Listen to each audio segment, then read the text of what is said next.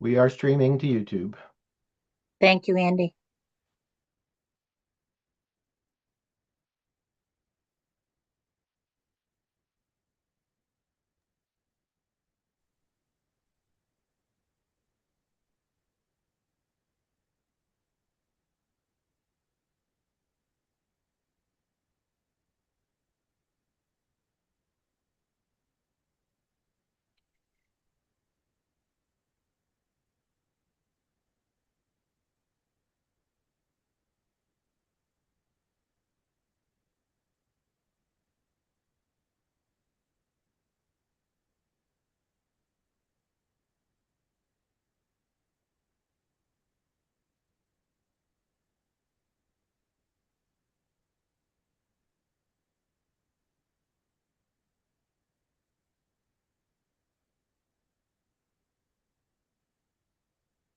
Good to see your face, Mr. Senni.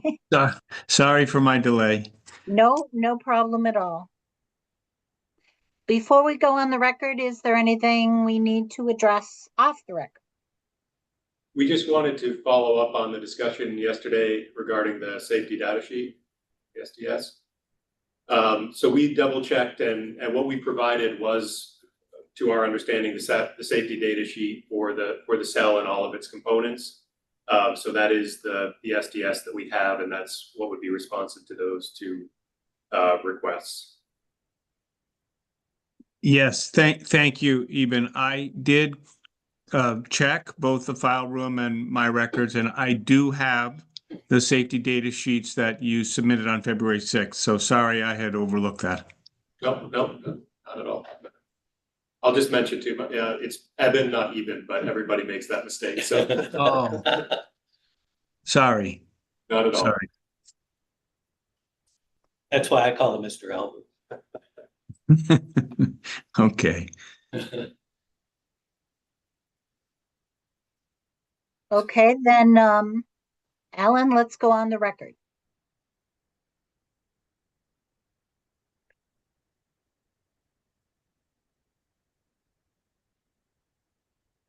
Good morning. This is the 6th day of evidentiary hearings in docket number EFSB 25-08. The request of Hillman Energy Center for a zoning exemption associated with its proposed project to be located at 73 and 75 Hillman Street in Tewksbury, Mass.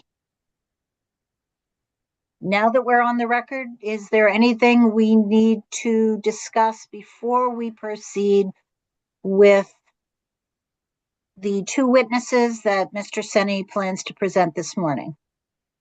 The company has nothing. None here. Then, Mr. Senni, please proceed. Thank you, Madam Presiding Officer. This morning, I would like to present two other members of the IO Mosaic team that my clients hired for this matter. You may recall yesterday morning you met the CEO of IO Mosaic, Georges Melhem.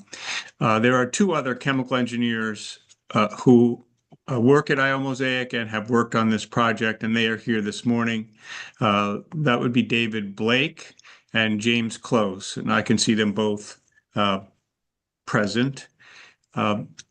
So I would like to ask some introductory questions and have them sworn in separately, if that's okay, but then present them as a panel, if that's acceptable.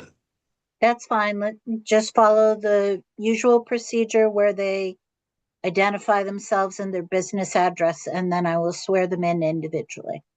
Okay, thank you. Just one moment, please. I've got a technical issue. Sorry. Go ahead, Alan.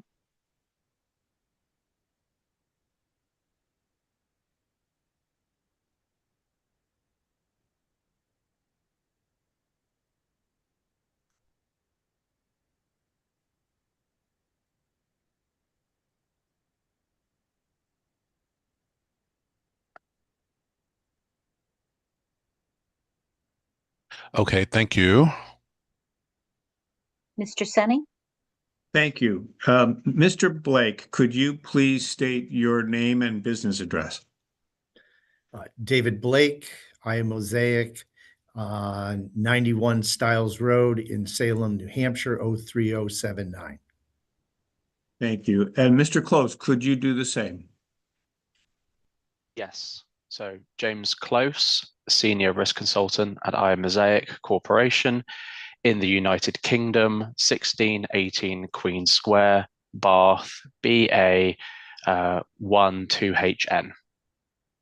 Thank you. So, Mr. Blake, could you raise your hand so it's visible in the screen? Do you solemnly swear to tell the truth in this proceeding? I do. Thank you. Mr. Close, could you unmute yourself and raise your hand so it's visible in the screen? Thank you. Do you solemnly swear to tell the truth in this proceeding? I do. Thank you. Mr. Senni? Thank you. Mr. Blake, can you please state your occupation and place of employment? My place of employment is I am Mosaic. I am currently a senior risk management and safety consultant for the company. Thank you. Can you provide a brief summary of your education and professional experiences? Sure. I have a bachelor's and master's degree in chemical engineering from Northeastern University. I started my career as a process engineer for Hampshire Chemical up in Nashua, New Hampshire. I worked in a pilot plant scaling up new processes, primarily, almost always dealing with hazardous chemicals, but primarily dealing with hydrogen cyanide and hydrous ammonia, amongst others. After a couple of other mergers, the company was, and my position was shut down in the early 2000s. I migrated over to Arthur D. Little, where I did consulting work on the destruction of chemical weapons. Also during that time, I was the project manager for the design of a pilot plant for novel explosives for the U.S. Army. Since 2013, I have been working for I Mosaic in various roles, working with relief system design and hazard analysis of processes. Thank you, Mr. Blake. On whose behalf are you testifying today? I am testifying on behalf of the interveners, Maureen DePalma and Dennis Sheehan. Excuse me. And just briefly, what is the purpose of your testimony today? Purpose of my testimony today is our risk analysis and any of the most of the discovery questions that are not that were not addressed by Mr. Close. Thank you. Have you filed pre-filed testimony in this matter? I have. Just for the record, that would be pre-filed testimony that Mr. Blake filed together with Mr. Close and Dr. Mellon. And just for the references are SD, IMC, and SD-IMC ABC. Those were dated December 19th, 2025. And SD IMC S1 and SD IMC-B dated January 19th, 2026. Did you also participate in writing responses to discovery requests in this matter? I did. And as to all of that, your pre-filed testimony reports and the answers you provided to discovery questions, have there been any changes to the testimony you've given, or anything you wish to change about your testimony? There is not. And do you adopt your pre-filed testimony, including the answers to discovery questions, as your sworn testimony today? I do. Thank you. I'd like to ask the same questions of you, Mr. Close. Can you please state your occupation and place of employment? Yes, most certainly can. I am a senior process safety and risk management consultant with Mosaic Corporation. Thank you. Can you briefly summarize your education and professional experiences? Yep. I am a chemical engineer graduate with a master's degree from the University of Bath. I graduated from the University of Bath in 2019. I then joined Mosaic as an analyst around same year, 2019, and then worked primarily on pressure relief systems analysis, but then migrated to reactive hazard analysis and reactive systems analysis. And then part of my work also includes analyzing laboratory data, including reactive relief, and then also designing reactive relief systems as part of using that reactive data. I'm also pursuing a part-time PhD in battery safety modeling, including thermal runaway modeling as well. Thank you, Mr. Close. On whose behalf are you testifying today? The interveners, and that is Maureen De Palma and Dennis Sheehan.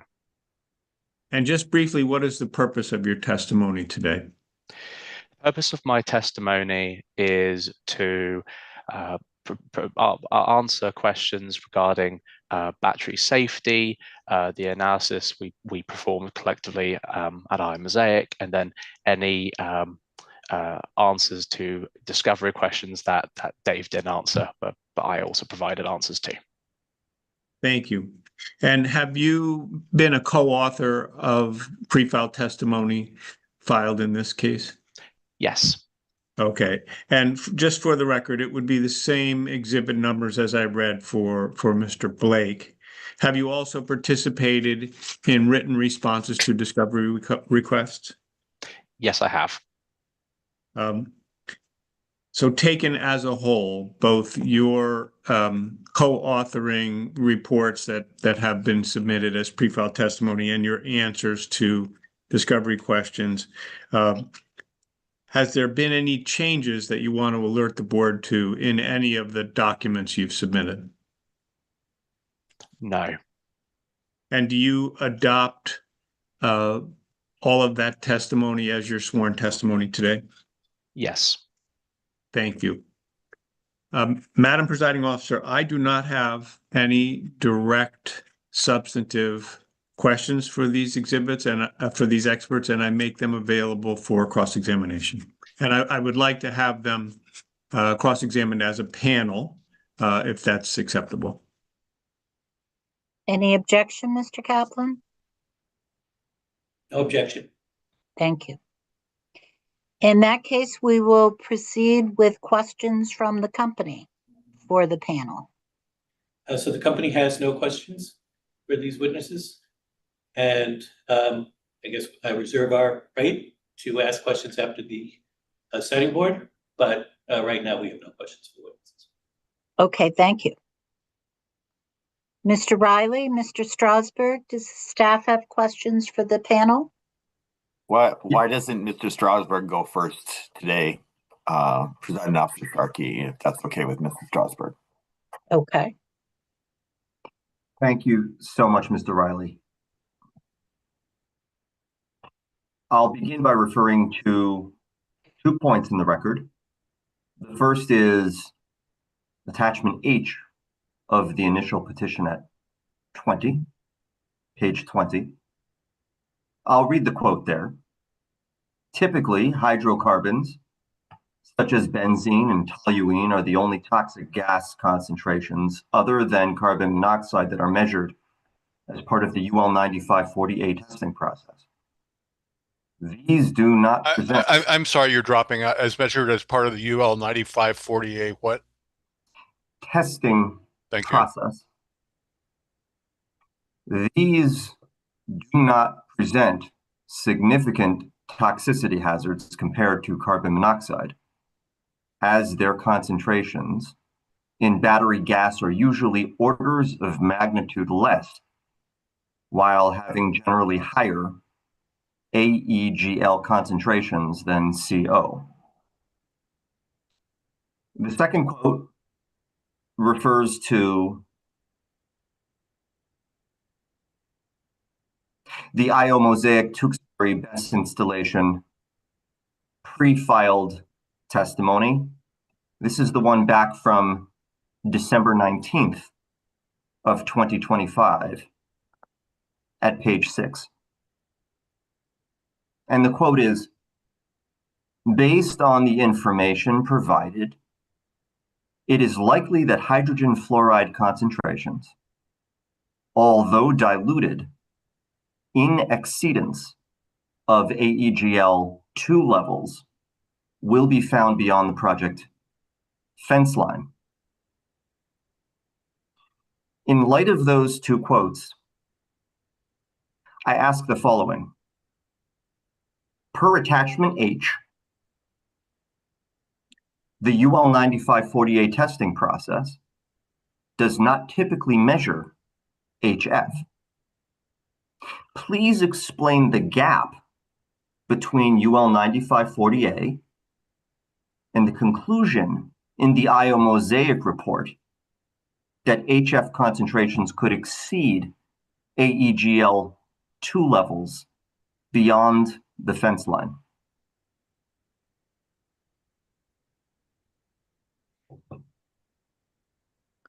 This is Mr. Blake. I'll defer this first answer to Mr. Close.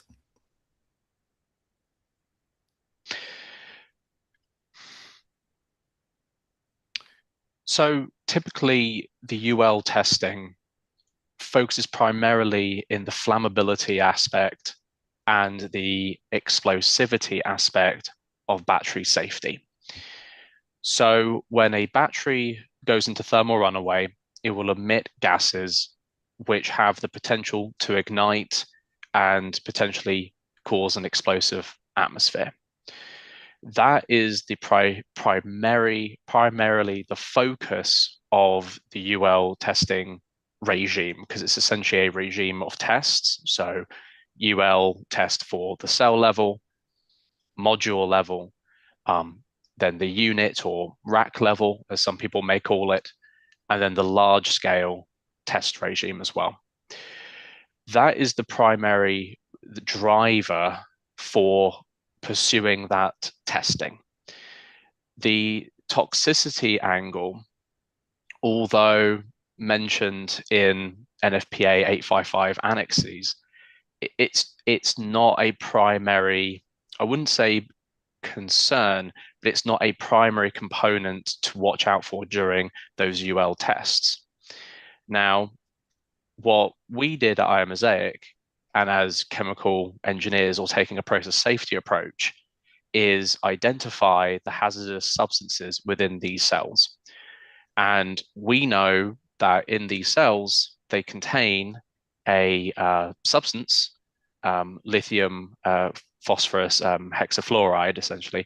Might have butchered that, but essentially it's a fluoride containing compound within the electrolyte. And essentially, when those can decompose during the thermal runaway, they can get released and generate hydrogen fluoride and other compounds. So that other part in the testimony back in December, essentially what we were trying to assess was, we know there's a presence of fluoride components, and when those burn or the batteries go into thermal runaway, they can be emitted in short residence time and be dispersed. So based on just rough preliminary assessments, we could assume that there could be a potential for dispersion. I don't know if Dave, if you would like to add anything else to that. Yeah, I'll add a little bit to that. At that time, I don't believe we had received our discovery questions responses, because one of those questions was, what was the content of the batteries, so that we could determine the fluorine content. And so not knowing that, we didn't want to speculate at that early stage of the process. And so but we did know based on some of the data that we did use in our January submission that yes, there's fluorine in there. And even at the lowest levels, we could get beyond the fence line. So that is the basis of that statement in our pre-filed testimony. Okay, so just to be sure that I understand this, Mr. Close, when the test is occurring, they are primed to pick up the presence of certain chemical gas parameters. And so what you're saying is that if HF is emitted, that goes beyond the parameters that they're primed to detect during such a test? So let me answer it this way.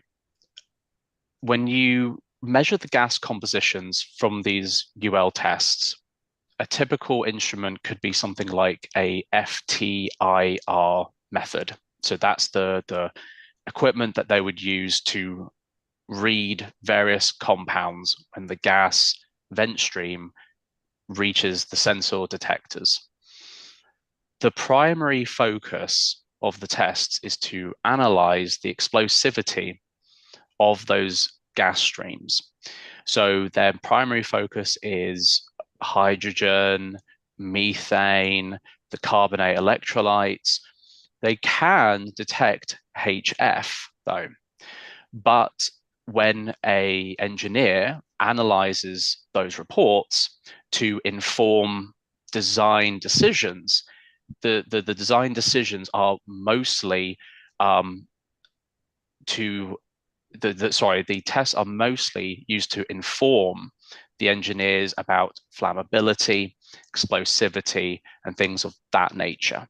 But UL tests can pick up HF, but the primary focus when analyzing those reports, if you were to use them to inform design criteria, would be primarily flammability and explosivity. Okay. And Mr. Blake, therefore, in terms of the HF data that's used here, these are general understandings about how much would be contained in these batteries and would be released under general testing conditions or general emergency conditions. Is that correct? Under thermal runaway conditions, yes. Okay, I see. Thank you. That's clarifying. I appreciate that. Follow-up question on that. Would likely exceedance of AEGL2 levels be the case if the project were fully consistent with NFPA 855, 2026, and all other applicable standards? Was that directed to myself or Mr. Close or both? Both gentlemen. I'll let James speak to that first. Could you, I do apologize, could you repeat the question just so I make sure I understand clearly? Yes, sir. The question is as follows. Would likely exceedance of AEGL2 levels during this emergency that we're discussing, this potential emergency scenario, would that be the case if the project were fully compliant, fully consistent with NFPA 855 2026 and all other applicable standards? No, thank you for clarifying. Yeah, my answer would be yes, because again,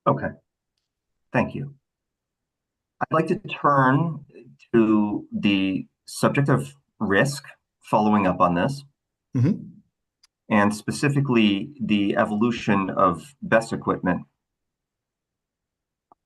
And I'd like to read a brief quote, again from the IO Mosaic Tewksbury report, pre-file testimony from December 19th of 2025 at page 23. The quote is as follows: risk is a combination of the expected frequency of an events per year, and severity, effects per event of a single incident or group of incidents. For battery and electrical equipment, frequency can be translated directly from failure rates. Based on this, my question is, explain whether failure rates have remained constant for said battery and electrical equipment over the past 5 years, and if not, how frequency can be accurately determined if failure rates have been changing. And this is for both gentlemen. I'm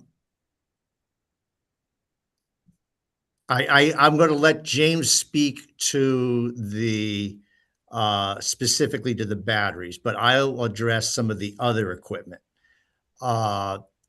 CCPS, which is the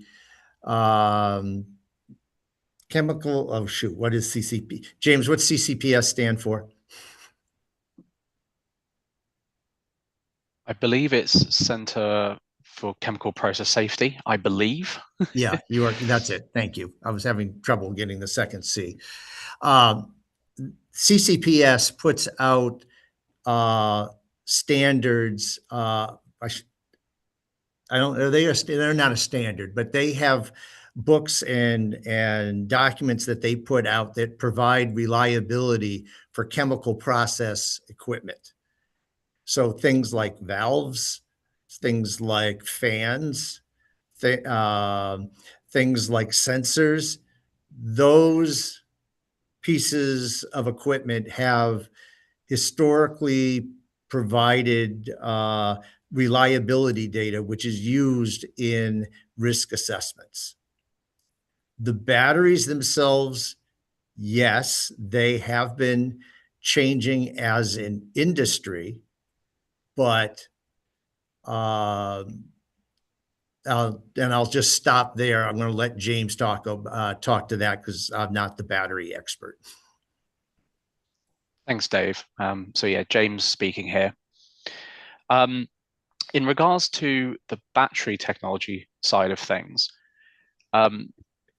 they have improved.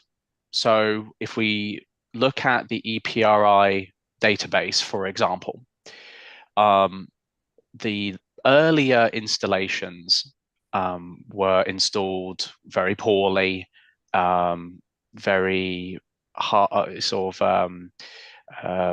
just basically a poor approach to installation, a lot of retrofitting of various components, things of that nature, and a lot of incidences in terms of fire and explosions did occur. Probably anywhere between 2014, I would say 2022, there were quite a significant number of those incidences. They are going down because of better practices. However, they do still occur. There was actually fairly recent, I think it was last year in Essex in the United Kingdom, there was a battery fire.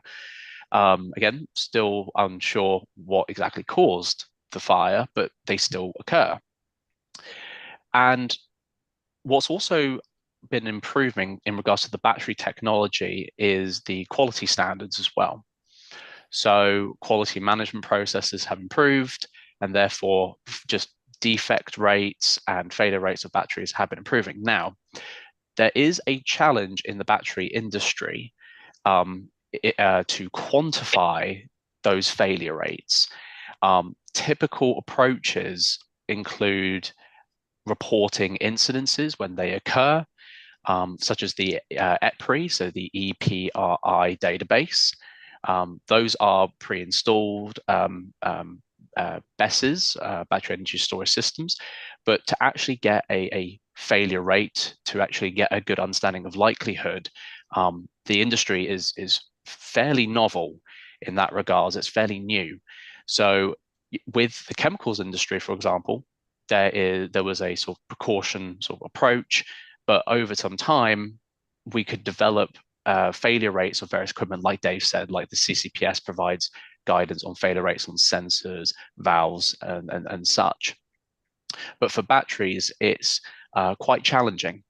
So in terms of actually quantifying that failure rate, as I said, I'm unfortunate I can't provide a specific answer to that.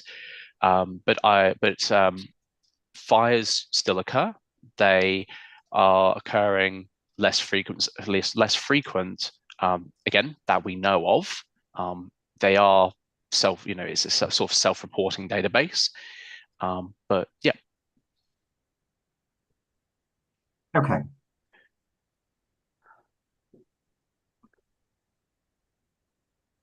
Can a positive correlation be established between fewer failures over time and safer batteries and battery systems over time?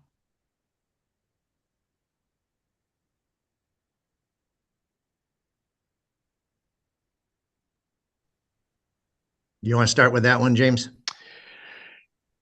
Yes. I would say right now, I would be cautious to just to say yes to that question. I'd be cautious to say, I would say possibly. I'm not trying to avoid the question. I think the challenge is that there's been such a rush to install these systems that understanding that correlation, I think just not enough time has passed to fully understand whether the correlation is fully positive or negative yet. And that's what I'll say to that question. I guess, Dave, would you like to add to that? I don't have anything to add to that. Thank you. Thank you. I'll move on.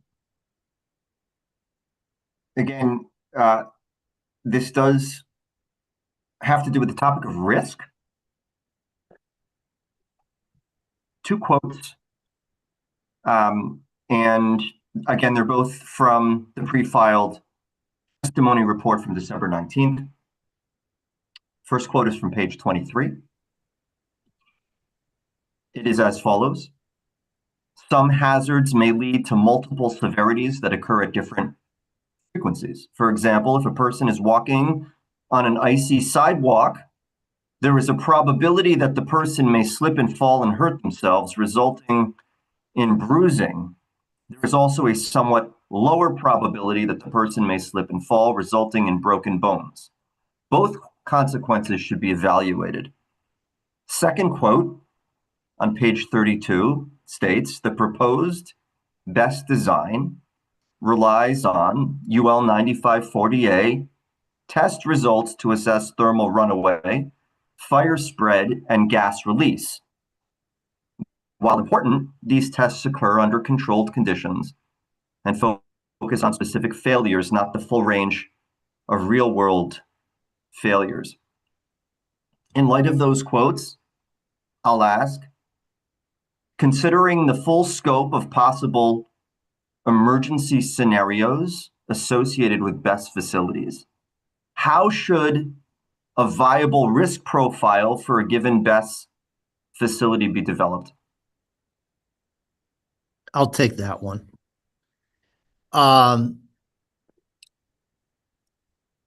You have thermal runaway reactions that can occur. You can have it occur at the cell level. You can have, and if everything goes correctly, and all their safeguards are in order, it just stays at the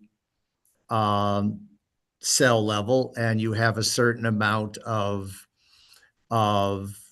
consequences, be it flammable gases and toxic gases that are released, but the quantity is small. If you start having propagation, that consequence goes up because the number of gases being released and the number and both toxic and flammable go up with the amount of propagation. You could have a different cause, which could cause an entire rack to possibly go up. The likelihood may be less, but the consequence would be greater. And you continue going up from that.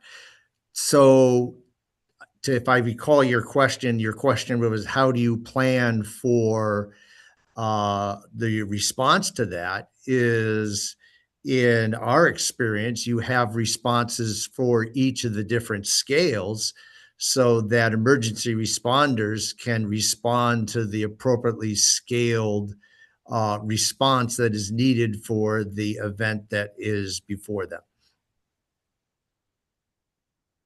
So just so I understand,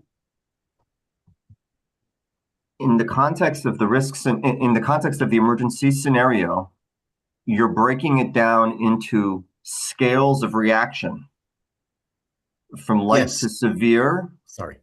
And then you're aligning those with different emergency responses. But in terms of the scales that you're breaking it down into, that occupies the full scope of risk. Is that sort of what you're saying? I would say yes. In the layman's terms, yes. Okay.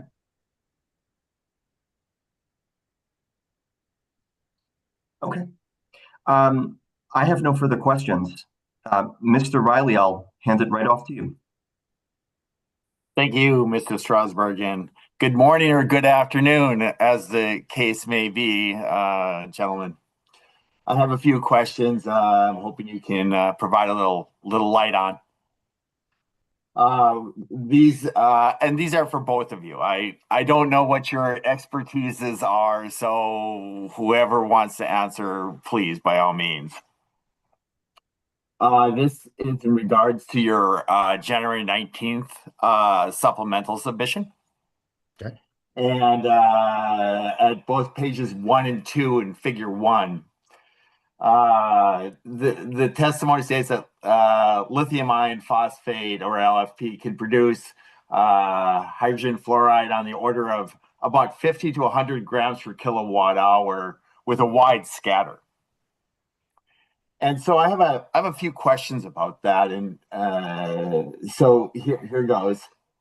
Does this imply that the hydrogen fluoride yield results from heated ignition of only the electrolytic fluid, or the electrolytic fluid plus all the plastic and all of the stuff inside the battery? So when you're getting that hydrogen fluoride yield, is it from really the lithium hexafluoride, LiPF6,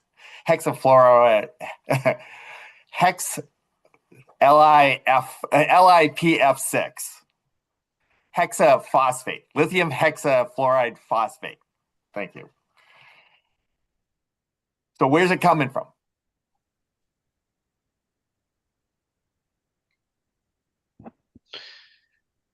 Do you want me to tackle that one, Dave? Yes, please. Okay, yeah, so this is James speaking. So yes, where does it come from? Typical batteries, in general, they have fluorine or fluoride-based compounds in a few areas. One is primarily the large molecule that was just mentioned, LiPF6. This is within the electrolyte solvent within a cell. Within one cell, they have this, it's called electrolyte salt, and that is the main source of the fluorine. There are other sources of fluorine, but it all depends on the cell manufacturer, what was used to put the cell together. So I'll give an example. Some cell manufacturers, I can't say if this cell manufacturer has, but just as an example, they do use fluorinated binders or PDVF, like plastic binders for the electrodes, which if they can reach a sufficient temperature can start to break down, which then can contribute to the fluorinated compound generation that can be emitted. So that's just one other source. But in terms of quantity, and especially when you go upscale, it's quite minimal in general. There are, of course, other fluorinated compounds in various plastics within the modules, so there could be some contribution there. The figure presented in our supplementary testimony was primarily focusing on the cell and some small module level systems. But at the end of the day, it's scalable because these BESS systems are all comprised of the same cell mass, same components, same everything. So essentially, the main driver, I would say, in that plot would be the electrolyte itself, that compound in the electrolyte. Okay. And thank you. With the lithium hexafluorophosphate, there, I got it right. Would that vary much between battery products? So, one product has a concentration of X ppm or X percent the electrolytic fluid. Another one has another percentage of lithium hexafluorophosphate. Does it vary much?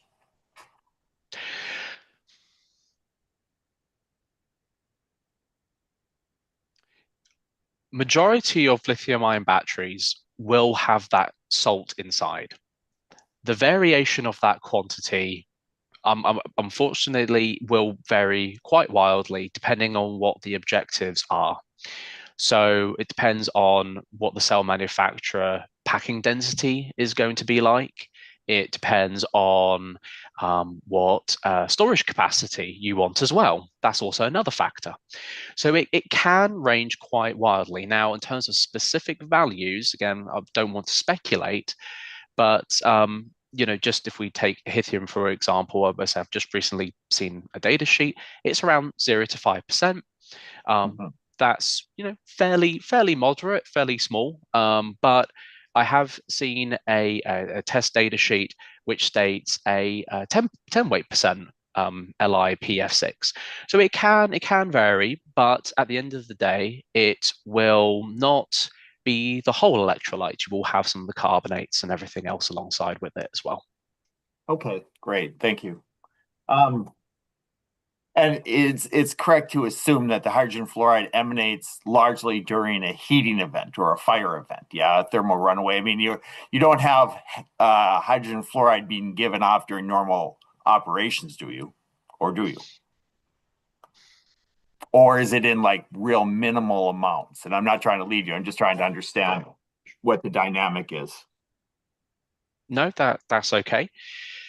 When a battery is being used, so when it is being charged, discharged, and you have that normal cyclical operation, typically what happens with the salt and the electrodes is you have a process called the solid electrolyte interface generation. So that is essentially where the electrodes take in the lithium ions, etc., etc. Now, the decomposition of that layer can actually happen at fairly moderate temperatures, around 90 to anywhere to about 140 degrees Celsius. Now, depending on what battery you can use, for example, a pouch cell, which may have a rupture, you can generate small amounts of HF when you have that breakdown of that electrolyte interface.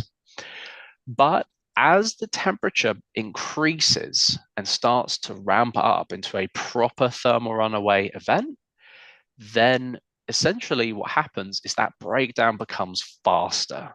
The residence time is very short, it's very quick. And as these gases start to become hotter, the breakdown just happens faster.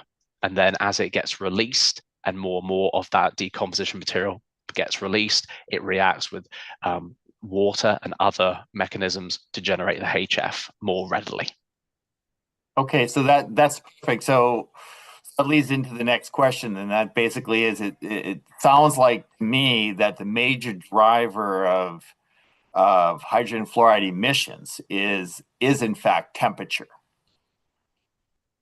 Is that correct? Is that and then accentuated during a fire? Is that correct?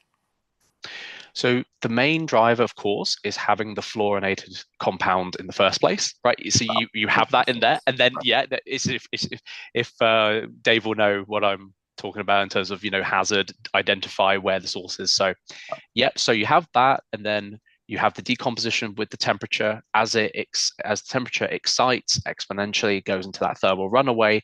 The decomposition becomes quicker, and yes, with water and other human atmospheres, other components, you can get production of HF and other fluorinated compounds as well. Okay, and I think this was your president's comment yesterday that it becomes exponential as the fire starts. Is that, so when you go from a thermal runaway to an actual fire, the HF yield exponentially increases. Is that a correct statement? Yes, because essentially it's like a tumbling effect, or what's the saying, pushing a snowball down the hill. It will start to accumulate as it goes down the hill.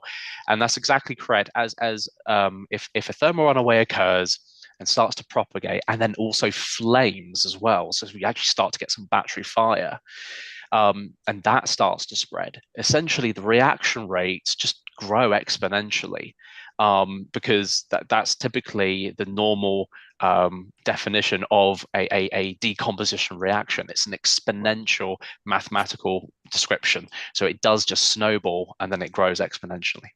I guess, Dave, would you like to add anything to what I just said there? – I'll add just a smidgen, but it's probably inconsequential.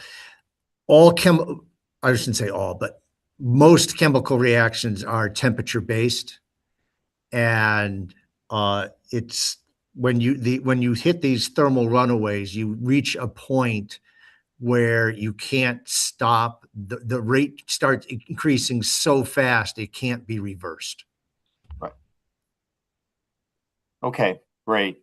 Mr. Riley, can I ask just a quick follow-up? Sure. Is the release uniform across each of the different potential release points, or does the membrane break down in different ways?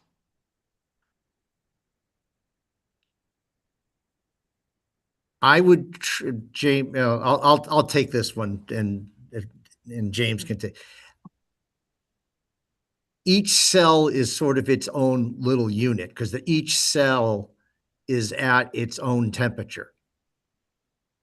So the heat, you have your first cell or cells that become that are going into thermal runaway. They're each at their own temperature. There is some insulation between them. So they're not all necessarily at the same rate at the same time. There is some staggering. I think that is what your question is. Yes, sir. Thank you.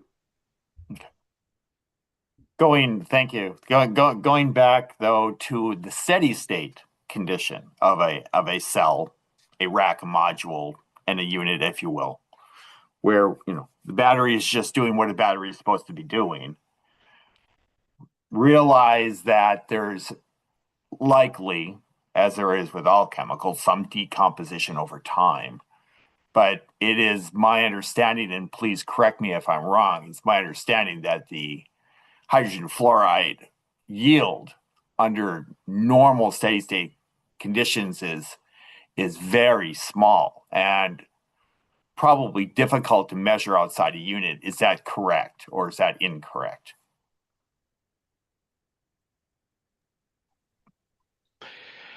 I would say under normal operating conditions, with all things being equal, the HF amounts would be minimal. But the fluorinated compounds still exist. They're inside, and if that upset happens, it can generate. I'm sorry, problematic and compound. if the what happens? Oh, sorry. Yes. So if the emergency scenario or deviated scenario where a thermal runaway could occur, then yes, breakdown of the electrolyte salt could occur, and then we can form those problematic and toxic compounds. Okay, great, thank you.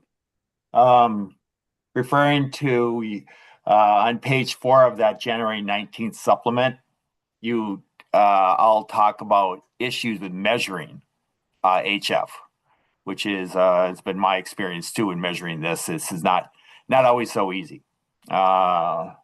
especially given the high reactivity of HF. And then, so given that high reactivity,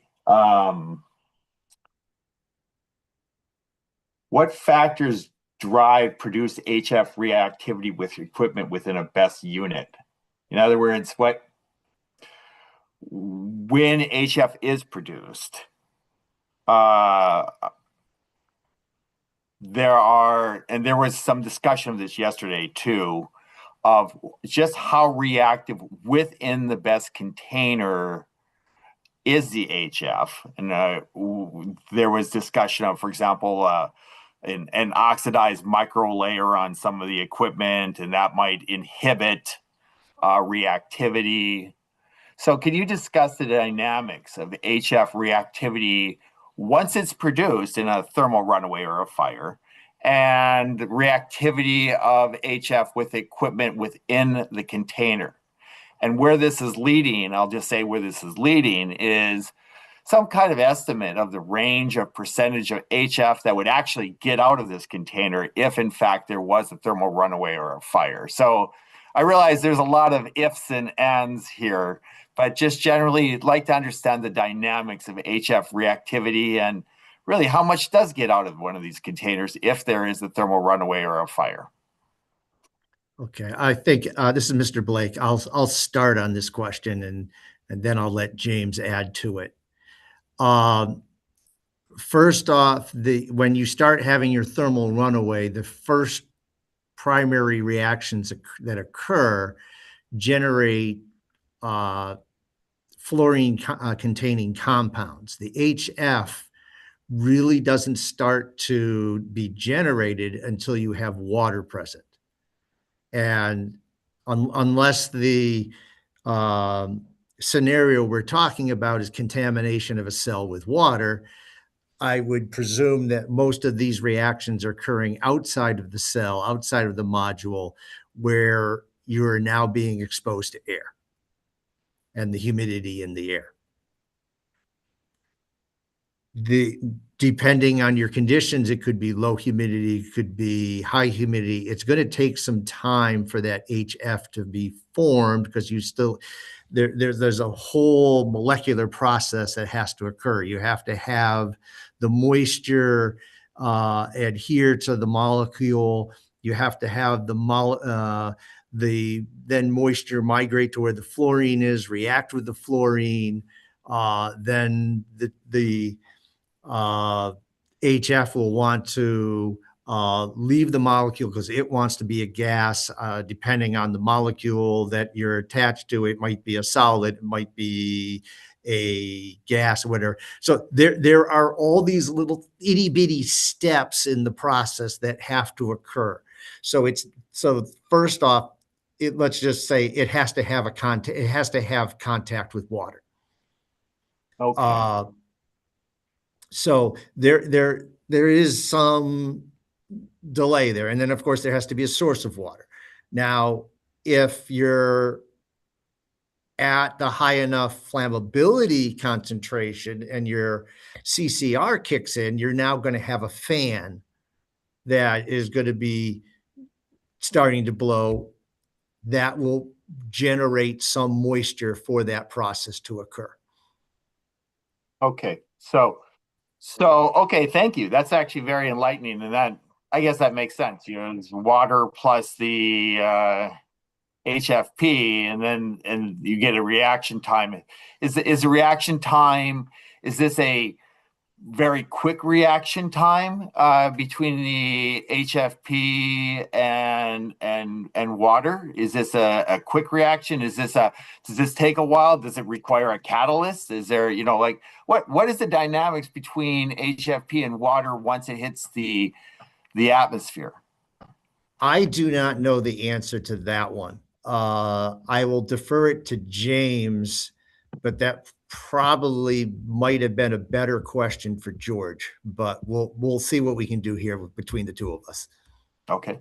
I haven't studied that particular reaction to know the answer. That's fine. So yeah, I can hopefully shed some light on that point.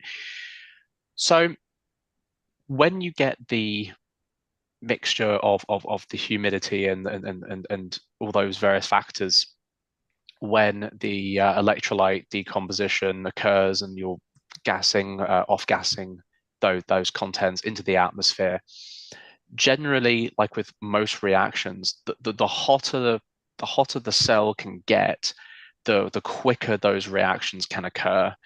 Water helps with that particular reaction. If you have quite a bit of water, it wants to go and generate HF. So it's a standard reaction. The more reactant you have, you can increase the HF, but it's also quite temperature dependent. So for example, in the review that we quoted in the testimony, there was another paper. I can't remember the name off the top of my head. I think the author was Larson, I believe. Those cells, some of them ignited, and still HF was detected.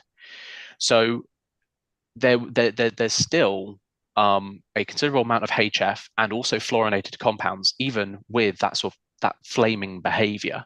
And then, as Dave mentioned, if, let's say, the safeguard works, and that's the CCR system where the fan activates and we get that intake of air, that's just going to add more water to that already hot process, which means it will just drive things more and more in terms of HF production. Hopefully that helps add a bit more, Dave. It does. So, and I realize you may not know the answer off the top of your head, but you know, talking stoichiometry for a second. I mean, are we talking like 6 molecules of water for every molecule of lithium hexafluorophosphate, or is this a 1-to-1? I mean, how much water does this take?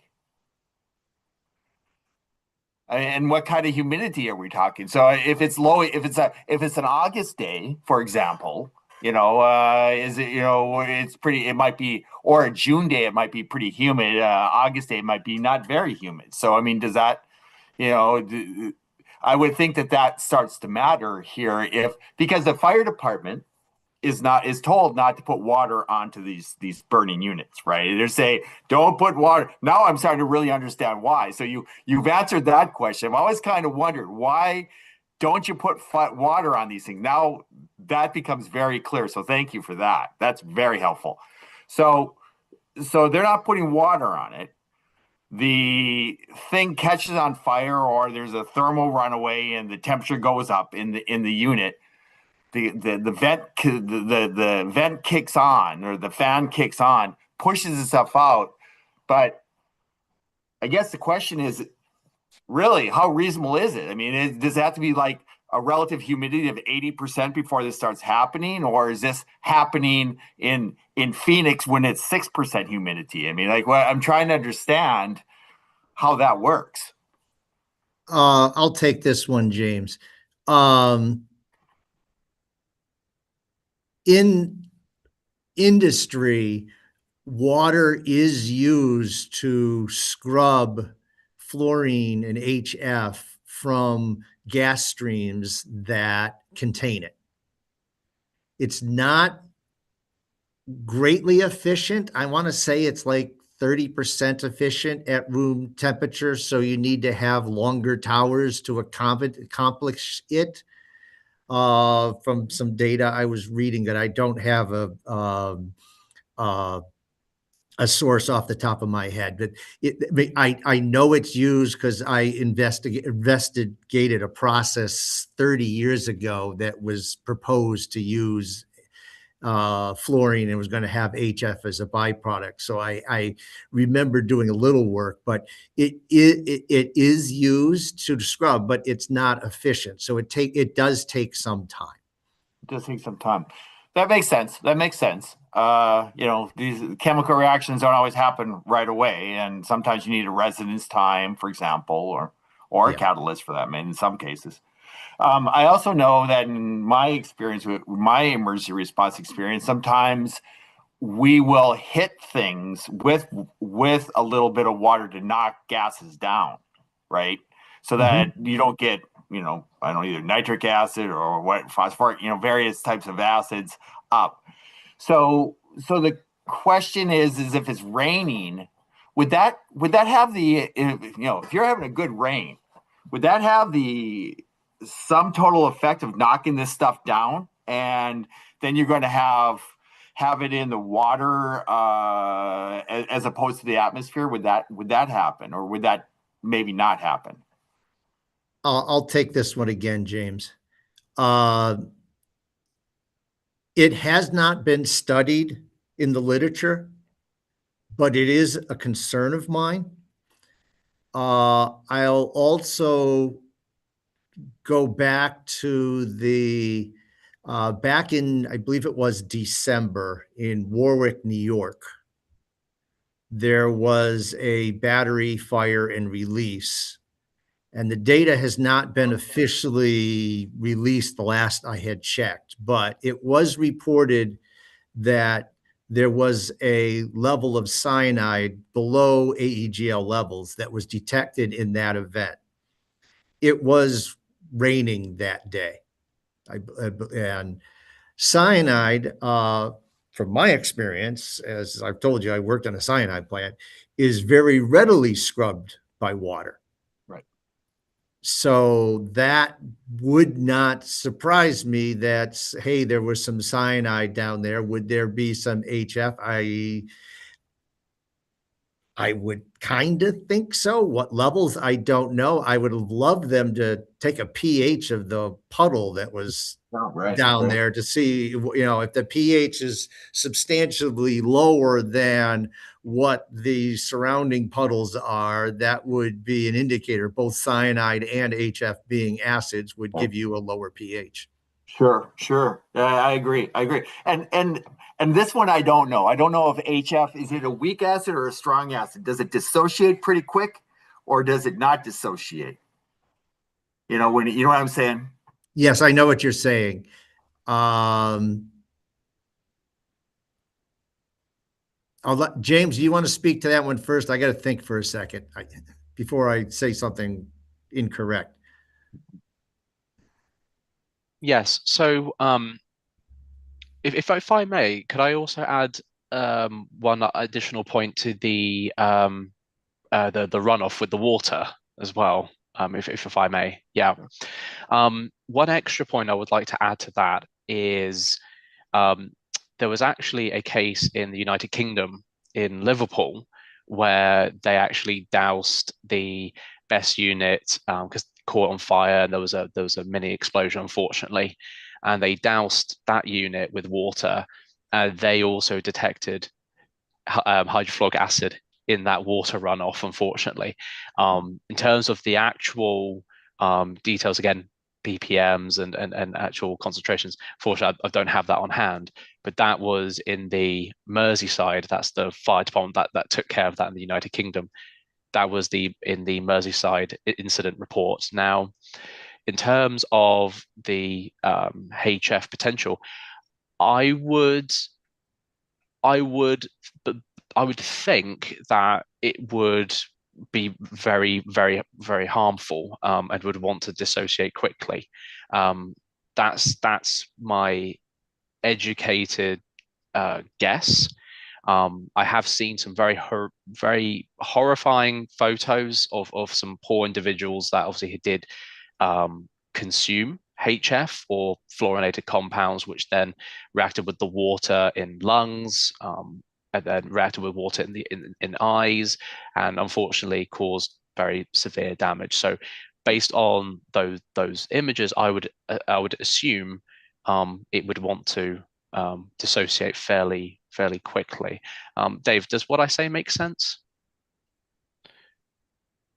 Yes, what you say makes sense. I was stuck up on the strong acid, weak acid part of the equation. The Right. fact that I agree with you wholeheartedly. It dissociates very quickly in water. I would think so. Okay, great. So in your supplemental testimony at 3 to 4, you are talking about HF yield in a fire. I guess the question is, did you model, and your method, did you model HF yield for a thermal runaway in a BESS unit as opposed to, I know you did it for a fire, but did you do it for a thermal runaway too, or not? And if you did, then kind of what were the results of that? We did not model it in the time we had. Okay. If we had more time and were to model those reactions, if we have the reactivity data, then we could be looking at all the species that are coming off and seeing where they go. Once it gets into the plume, our current models don't do the reactivity that might be going into the plume. So we have to make some assumptions there. Okay. So let's say it's a bone dry day, and we live in New England, you live in England, so we don't have a lot of bone dry day. We don't have a lot of Phoenix days here. But if it's a bone dry day, and we do have droughts and things, I mean, are we expecting much HF to form once it comes out of the container?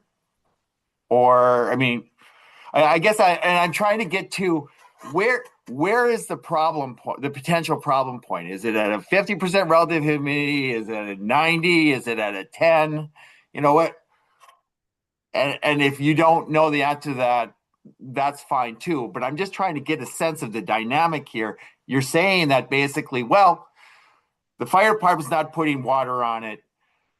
It starts building up. The fan kicks the stuff out. It's in the atmosphere. So it's humidity that is the driver for the formation of hydrogen fluoride. So I'm trying to get, so when does that become an issue? In regards to the humidity point, I can't speak too much to that. But what I would like to just add is HF, obviously, big concern, problematic concern, and it most surely is, but also other fluorinated compounds as well, which may not need the water aspect. So, HF can be produced, especially at higher temperatures. That reaction could excite, and we could still get production of HF. How much so, based on the humidity levels, I can't talk to that. But let's say, and I recall, this is also what my colleague George also was trying to get at, is you could also have some fluorinated compounds as well that, if inhaled, could also cause issues. So I understand the sort of direction of question. If there's no water, is that HF still a concern? But I would also add there are other fluorinated matter that can also be emitted in this thermal runaway process that, if ingested, or inhaled, can still cause those health concerns and health risks. Dave, would you like to add to that? Yeah, I haven't seen any studies regarding the rate of formation of HF with humidity. So I can't speak to that, but everything else James said is fine. Okay. Okay, great. And what about, the HF's pretty reactive stuff, right? So, in terms of like half-life, I mean, how long is this stuff out there? Well, half-life is associated with I know. You know what I'm saying. radioactivity. Wait, please. Half-life is associated with Radioactivity. Yeah, it's radio. It's. I use that as shorthand to describe the reactivity and how long the species is there. Yeah, I had a co-op job for a nuclear plant too that I didn't have in my, but that was before my degrees.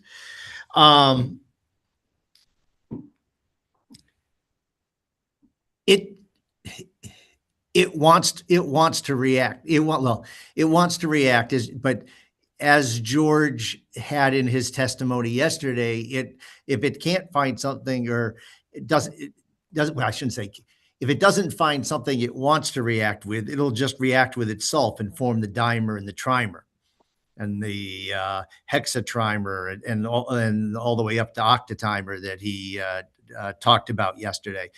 Those molecules, are heavier with air. It's still HF. When it finds water, the HF are the dimers. If it finds water, it will break them apart and make them individual cases again. But HF in the atmosphere really likes to prefer to be an aerosol as opposed to a gas. I think George alluded to some studies back in the 80s called the goldfish tests. There are videos of that test. This was back when the gas industry was starting to do unleaded gas. And to do unleaded gas, they use a lot of HF.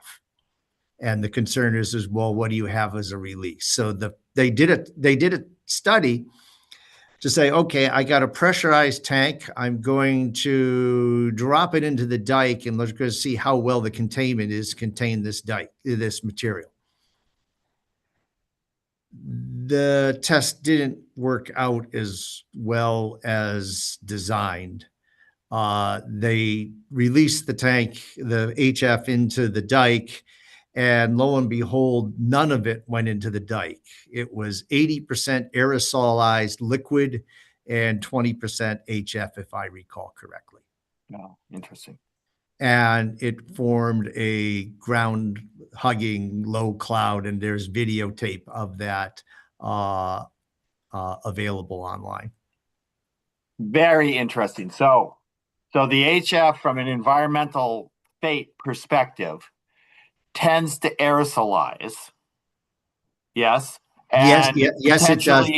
And I just want to clarify one thing with those tests, though, is we're starting with HF as a gas.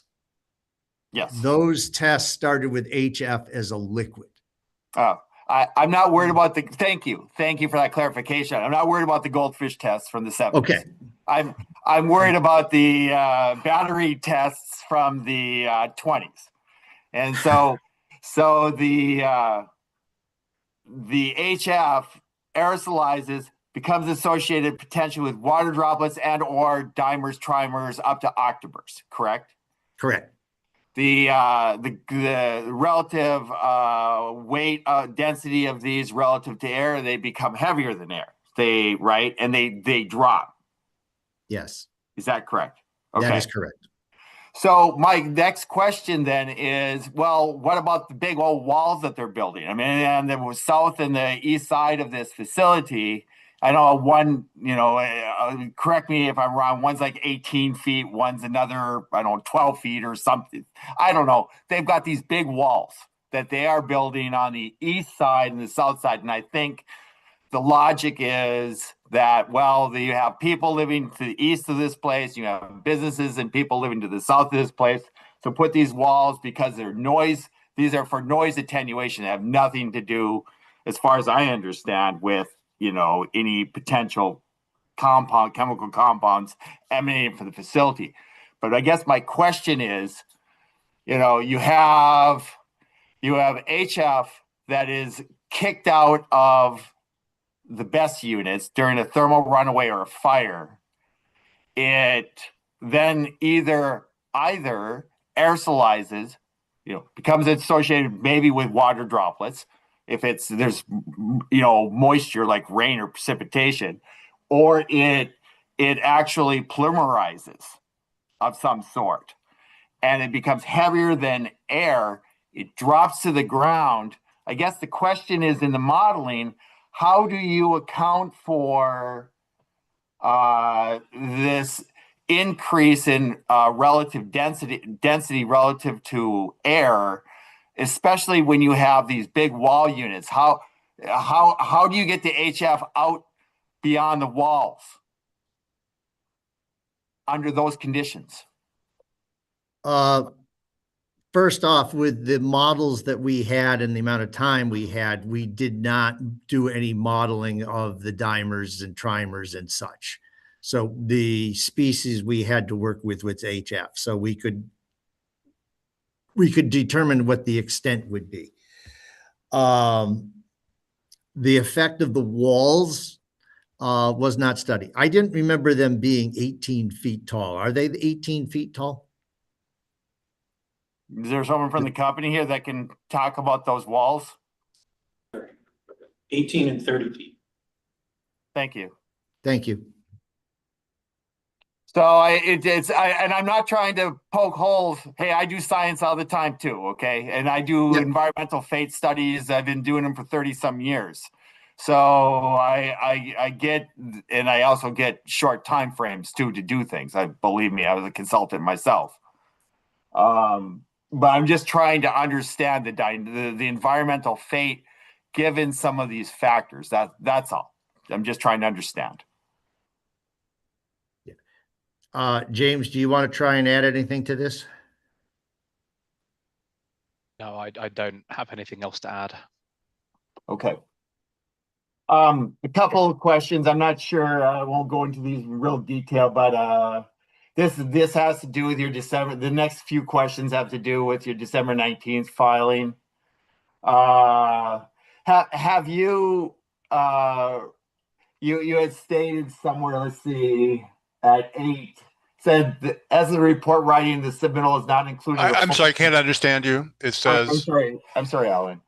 Says this is at 8, page 8. The report states, as of this report writing, the submittal has not included a full HMA. Iowa Mosaic reserves the right to complete its own HMA once all the discovery questions have been responded to. The company has put out HMA documentation.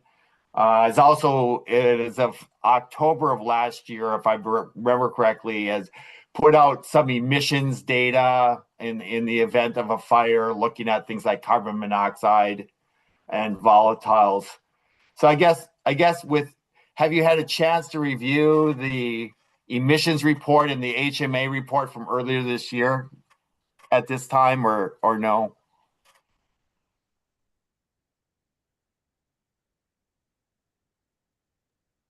Sorry, Dave, you're muted.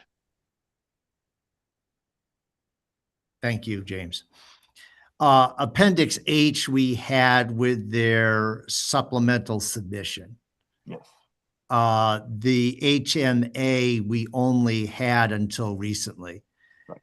And when we were writing that, we did not yet have the responses to our discovery questions, where we asked for things such as reliability and such, so that we could do our own, if not do our own, review what they had done. And so that we could calculate a risk. Missing all of that data and us not being the experts on this particular process, it makes it very difficult to estimate what the reliabilities are for a machine we have no data on. Okay, that's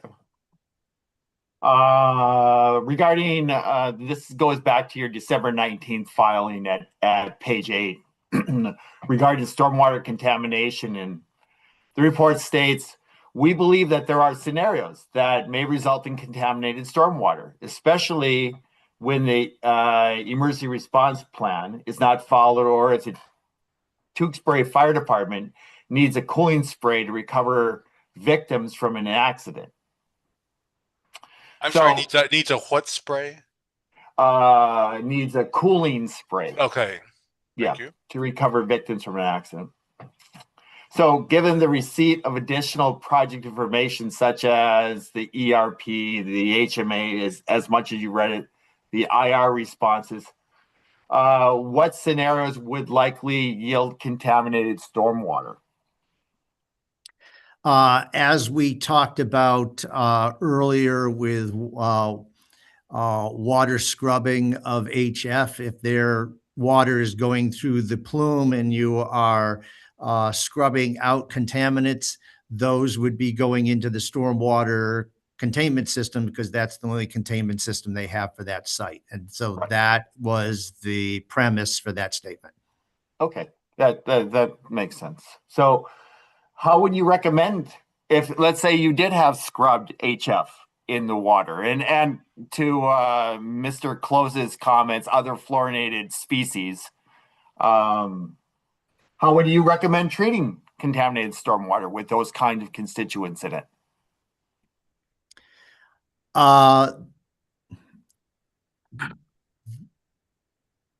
Immediately would be containment. How to be beyond that, then you have to, then it's a whole engineering study. I mean, yes, there are methods for doing it, but it also takes space, as is containment takes space. And to your point, if it's a rainy day, you may be scrubbing stuff out as well. How do you detect whether you even have it? Okay. With the current design. Okay. And do you have any recommendations for project design or response strategies that could be employed to avoid or minimize contaminated stormwater? How do you?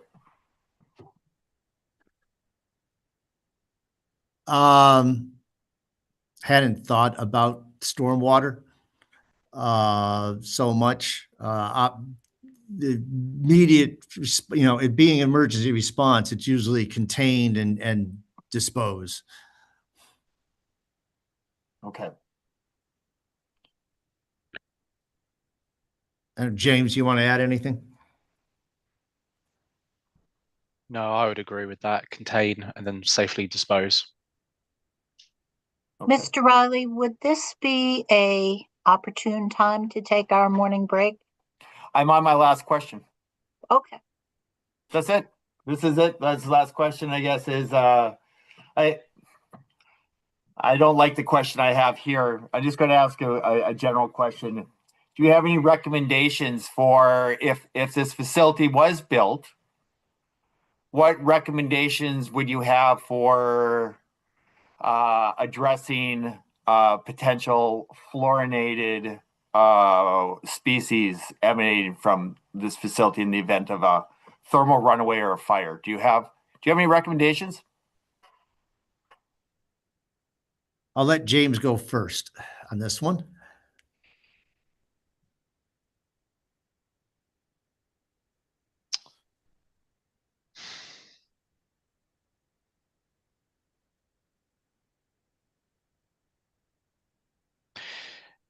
nothing comes to immediate like nothing comes to mind immediately.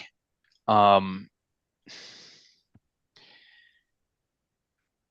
mean, if we just go by inherently safer design, so common principle used in process safety and risk management, you would either move the site if there are known hazardous, flammable, or explosive contents to make sure residents are safe, or alternatively, you would remove the substance altogether, and use a battery with basically no fluorinated compounds in, which, as of now, there are really none on the market.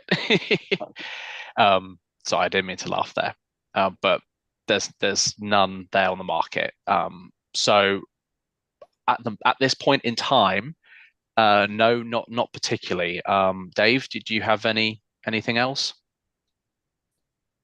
Coming from the organic chemicals industry and working with the petrochemical industry in my roles with IO Mosaic, as a chemical engineer, the first thing you think of is you think of water scrubbers and you think of flares to address these. But you're talking about a system that would be that would have to handle the gases coming off from 134 different sources.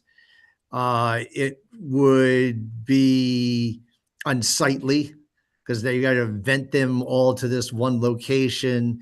And even then you're going to scrub it out. Then you've got this whole liquid solution that you would have to deal with. Now you're basically making yourself a whole chemical plant to deal with a chemical release. Is it ideal? Probably not. Could it be done? Yes.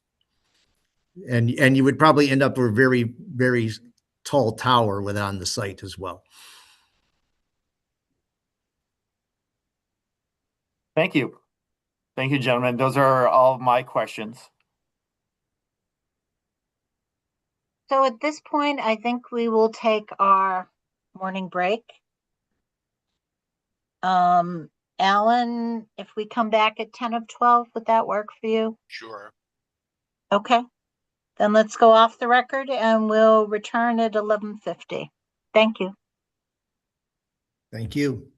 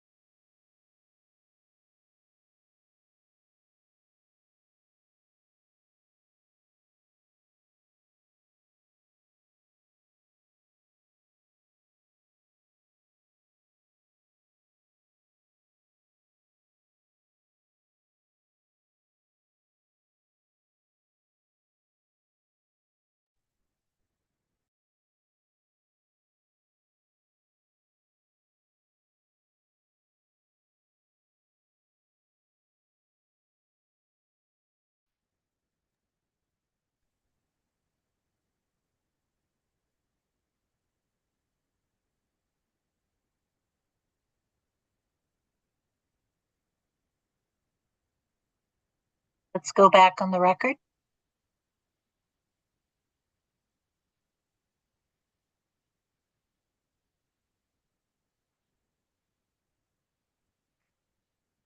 Mr. Strasberg, I understand you have some additional questions to ask. Just one follow-up question, Presiding Officer Sharkey, which is as follows. Can you provide any data in layman's terms regarding how much HF has been released at a particular incident or two over the past year or so? Like Mr. Close, you mentioned that there was an incident in the UK. And beyond this, if you're thinking about humidity in HF or different data point comparisons, what about the difference between a place like Surprise, Arizona, and Long Island in terms of those two incidents? Qualitatively or even quantitatively, can you use this precedent to help describe how much HF is released?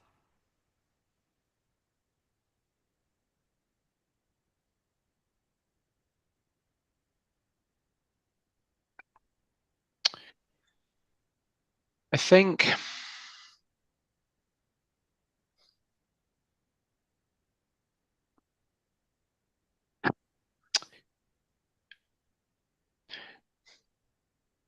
I'm ever so sorry. Could you repeat the question one more time? The Just so I question is fully. as follows. Mhm. The question is as follows. Can you tell me about how much HF was released in an incident that occurred over this past year? Perhaps in the incident you mentioned that occurred in the UK? No, I cannot. Well, unfortunately, no. Because typical measurement equipment, it's very specialized. It's very hard to detect these sort of compounds. Also, the other thing is when you have these battery thermal runaways, as mentioned, it's not just HF, it's other fluorinated compounds like the LiF, lithium fluoride. So again, there are these other fluorinated compounds which, when these incidences occur, the focus is primarily addressing the incident at hand. So sometimes monitoring can get a bit rushed, and you don't have that sort of specialized equipment to create those data points. Now, what they did notice is, like I said, after the incident, they did have HF in the runoff in the Liverpool incident. So I can speak to that. In terms of published data, though, I do not recall that there was actual published data. Just that the Merseyside police, after the incident investigation wrapped up, they did detect that HF amount in the water runoff. But in terms of what was provided in the incident report, I can't recall. Dave, how about you?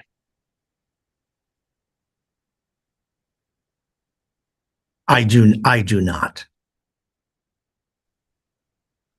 Can you speak to how much HF was in the runoff? As I mentioned, in the incident report, all it mentioned was that it was detected. So essentially, the quantity was not provided, or if it was provided, as I can't recall offhand. But in the incident report, it was noted that in the runoff there was a HF concern as well. Okay. So just so I understand, from what you're saying, it seems like HF data points, identifying HF data points from incidents that have occurred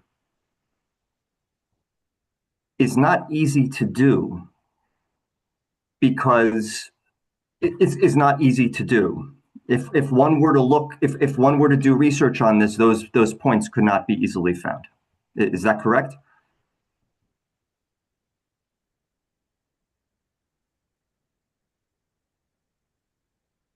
Might pass this one on to Dave, because I know you have some knowledge on some monitors and sensors. FTIR is the most common analytical equipment used for detecting HF in the vapor form.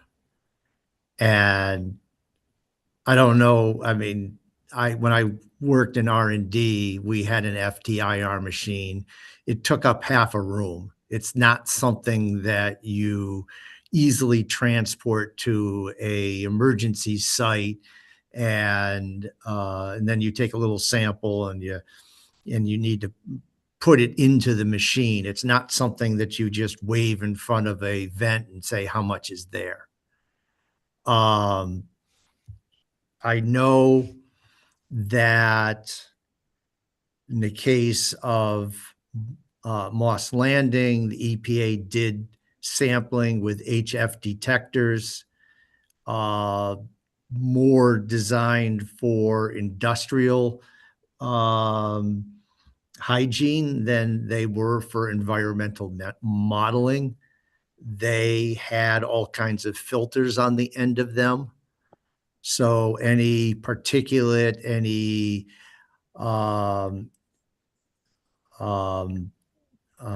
aerosols would have been picked up in the filters before anything ever made it to the actual sensor in the device. And this is available on the Moss Landing website. You can they tell you exactly the model of the Honeywell sensor and a device that they used, and you can find all this stuff on the spec sheet for that sensor. Thank you very much, gentlemen. I have no further questions at this time. Mr. Riley. Yes, thank you, Presiding Officer Sharkey. I do have a record request. And that record request is to do the following, is for the company and its consultants to comment on the 11926 risk modeling of HF fate, given the presence of the walls, design sound walls, and two, tendency towards polymerization of HF in the atmosphere. Please look at those two factors and then comment on the results of your downwind modeling, especially in an eastern and or southerly vector, downwind vector. And just to clarify, that's for the company, right? That's for,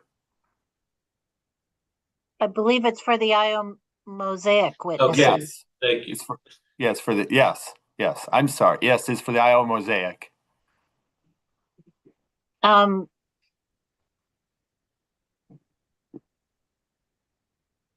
Blake, Mr. Close, do you understand the record request?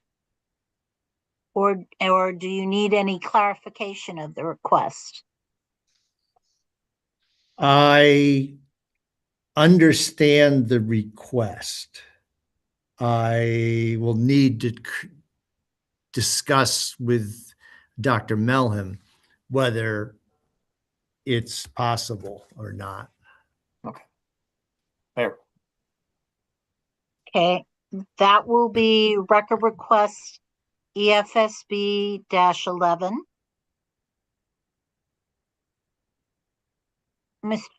Mr. Close, do you? Yes, Do sorry. you have a question? Yes, no, sorry. Could I just make a slight correction to a previous answer? Nothing major. Essentially, one of the questions was relating to the dissociation of HF. I actually basically want to just clarify. So the HF essentially is not that does not dissociate that readily, but it is highly corrosive. So I apologize. I want to just make that clarification. So yeah, it doesn't dissociate so readily, but it's highly corrosive. That's why, for example, hydrochloric acid, unfortunately, if you get some on you, its skin surface area dissociates really quickly, but hydrofluoric, if you ingest it, it's very corrosive. I'm sorry, I just couldn't understand you, sir. Unfortunately, if you get some on you. Oh, sorry. Yeah, let me go back. So unfortunately, let's say if you have hydrochloric acid, and that dissociation is quite quick, so it's quite damages your skin, very surface level, but hydrofluoric acid does not dissociate, but it's highly corrosive. So if you ingest some or inhale some, of course, that's going to react and then cause significant damage. So I just wanted to clarify that point. Thank you. Thank you. Mr. Seni, if the witnesses encounter some issues regarding providing a response to what's been asked today as record request EFSB 11, it would be appropriate as a response to provide a response as to why you could not provide a response and what issues prevented you from providing a response. Thank you. I understand. Thank you.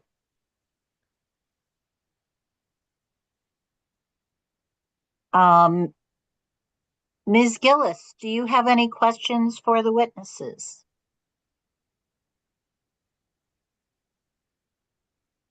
I do not. Thank you. Does the company have any follow-up questions? We do not. In that case, Mr. Seni, do you have redirect for your witnesses? I do have some redirect questions. Do you need a break before you do your redirect? I don't need a break. I don't know how long this will take. I have 6 questions. Could go quickly. That's fine. Okay. No, I don't need it for the break. Okay, thank you. Thank you. Mr. Blake and Mr. Close, following up on the latest questions about evidence of HF after an event, are either of you in possession of the hazmat logs from the Warwick, New York incident that happened in 2025?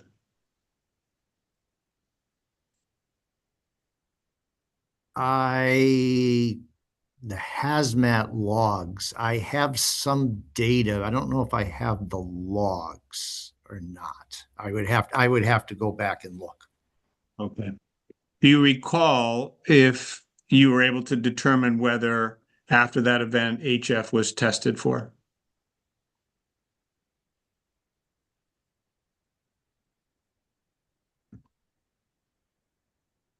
I don't fully recall. I don't believe it is, but I wouldn't want to put it on. I would have to go back and look to see if it was. Thank you. Thank you.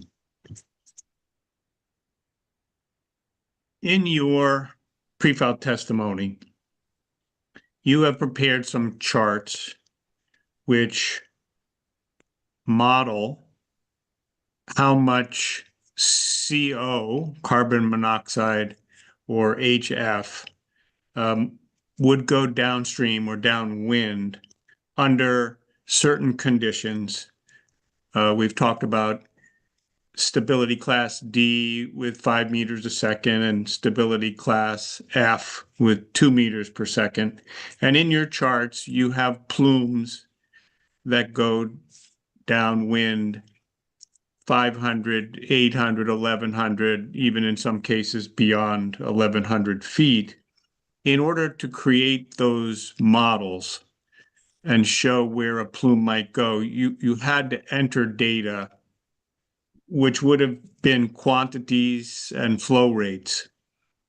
And questions came up earlier on cross about what those inputs might have been. Can you indicate in preparing those models, where did you draw information from in order to create them?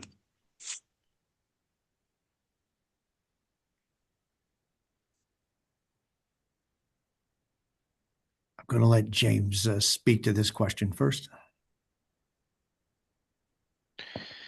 Yep. So in terms of the first port of call would be as much of the data provided. So, for example, some of the supplementary attachments provided, such as attachment H, some of the UL testing, but where there was some uncertainty or a request that was not answered, we supplemented that with battery literature. For example, the review paper where it provides a HF production per kilowatt hour of battery. So that's where the preparation of the mass emission of HF comes from. And hopefully that answers that part of the question, unless Dave has any other further points. That answered the question for HF, and I'll just reiterate for the CO, we use the concentration that was in Appendix H, I believe. Thank you. The NFPA 855 was mentioned, and as you know, the applicant has indicated they will comply with the most recent changes to that standard, which is 2026. In that standard, there is discussion about a hazard mitigation analysis. I believe that one difference between NFPA 855-2026 and the prior version is that now the hazard mitigation analysis is required, whereas before it was optional. And you've testified that not in the standard itself, but in the annex, it is stated that one should address toxins in the hazard mitigation analysis. We have now seen a draft hazard mitigation analysis from the company. It is not final, and they are not proposing to make it final until after this board renders a decision. But in your opinion, has the company within the draft hazard mitigation analysis addressed toxins and their dispersion, their possible dispersion as indicated in the annex to the 2026 version? I have not seen it, no. You have not seen? I have not seen toxics addressed in the HMA that was provided. Thank you.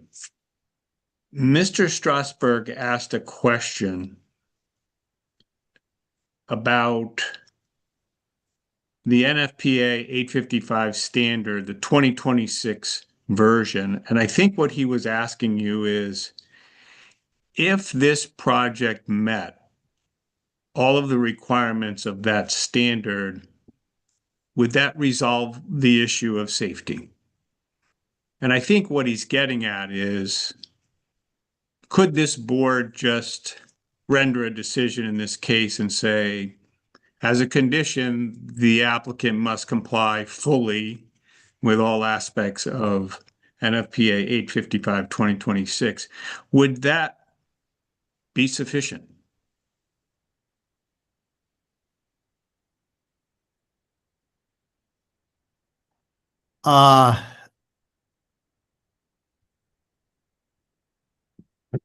In my opinion, if toxics are not addressed, I would say that the meeting the standard would not adequately protect the public. Mr. Close, would you agree with that? Yes. Thank you. Do you know how many cells there are in one BESS container? I'll answer that one, Chris. This is James. So approximately 5,000 cells. I think the actual numbers, I think 4,900 something cells in one container, but for argument's sake, around 5,000. Well, I think we have it exactly. I think it's 104 cells per module, 8 modules per rack, and 6 racks per container, which would be, as you say, 4,992. Okay. During the normal course of electricity coming into these cells and being stored, and then leaving these cells as the substation calls for electricity, is heat generated? Yes.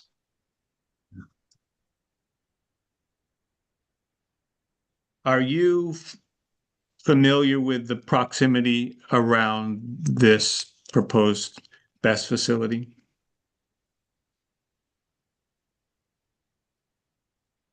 Yep.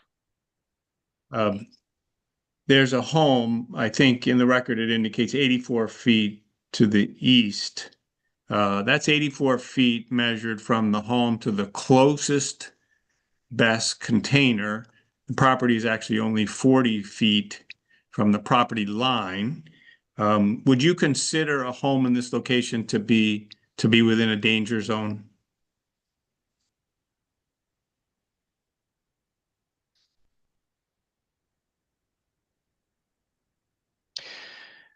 Based on the toxics and dispersion and what we know now at its design stage, I would say yes, it's at a risk sort of zone. Yeah. Dave? I would concur. Based on the data that has been provided so far, it would be in a hazardous potentially has hazardous zone, and is at a higher risk than if the facility were not there. In fact, attachment H, which is the hazard dynamics report, do you recall, does that report conclude that that home is within the AEGL2 exposure area? For carbon monoxide, I believe it's yes. And in response to EFSB-SS-8, the company was answering a question posed by the staff of the board. How many homes are there within 1,000 feet of this proposed facility? In that answer, they indicate 14 single-family homes and part of a 470-unit multifamily housing project. Are those homes within the areas indicated by the plumes in your report? Yes. I'd like to pull up one document, if I may. This is the summary from your January 19th, 2026 supplemental report. The dispersion analysis shows that the concentrations above recognized exposure levels for carbon monoxide and hydrogen fluoride will reach ground level beyond the fence line. In addition, for the other models, concentration levels are above recognized exposure levels for carbon monoxide and hydrogen fluoride will extend for large distances beyond the project fence line, even at reduced emission rates, but at elevations above ground level. These clouds are still of concern for properties and structures that may be at elevations higher than the project.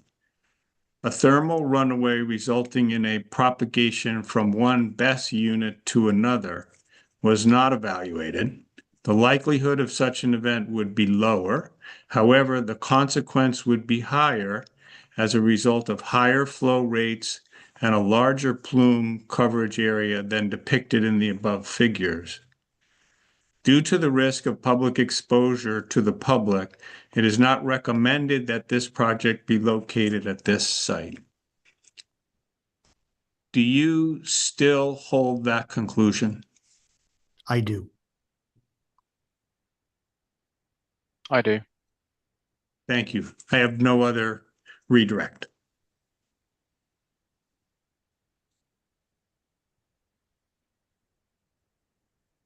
Does the company have any recross? We do not. In that case, Mr. Blake and Mr. Close, you are excused. We appreciate your testimony. Thank you. Thank you. Thank you.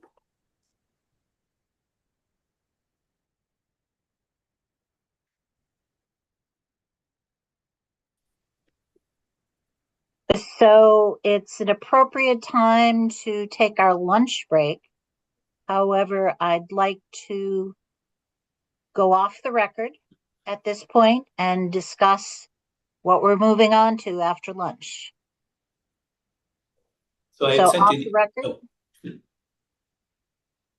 I had sent an email to both Mr. Senni and the presiding officer asking if we can do Mr. Nickchin next. Is that a problem? It's not a problem. Mr. Nickchin is standing by. Okay, good. Thanks. so let's come back at 1:20. Okay, thank you. Thank you. Thank you. Thank you.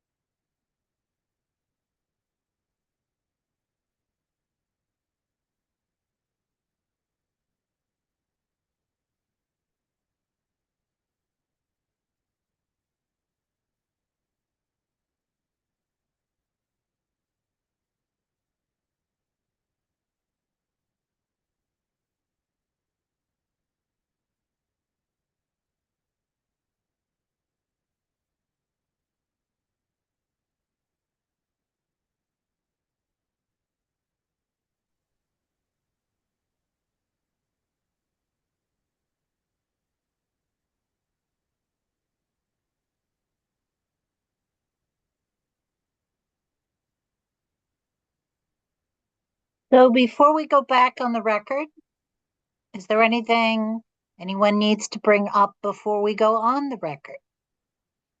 Sure, just a quick question for Mr. Seni, if it's okay. We're wondering if it was possible, if we don't finish Mr. Pachowski today, if we can have him next week when we do safety. Yes, that would be fine, Mr. Kaplan. We can, if we don't finish or start Professor Pachowski today, I'm fine if we start off with him early next week, which is scheduled to be focused on stormwater management and safety. So I think that would be fine. So the only problem with that, Mr. Kaplan, is that Mr. Bernstein has been requesting certain changes to presenting the town's witnesses on Monday, which I have not discussed with him, but I do have a concern. He talked about perhaps moving his fire safety witness on to Tuesday. And I have a concern regarding the, additional matters that have been moved to the third week.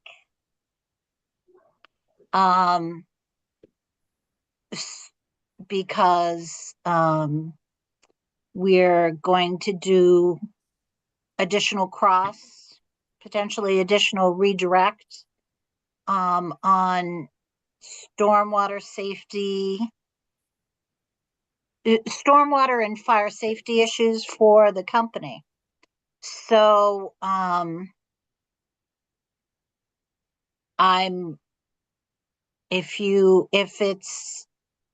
guess what I would say is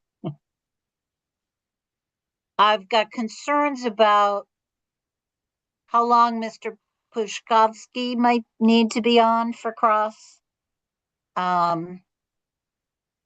In that case, would it be okay to at least start him tomorrow afternoon and not in the morning?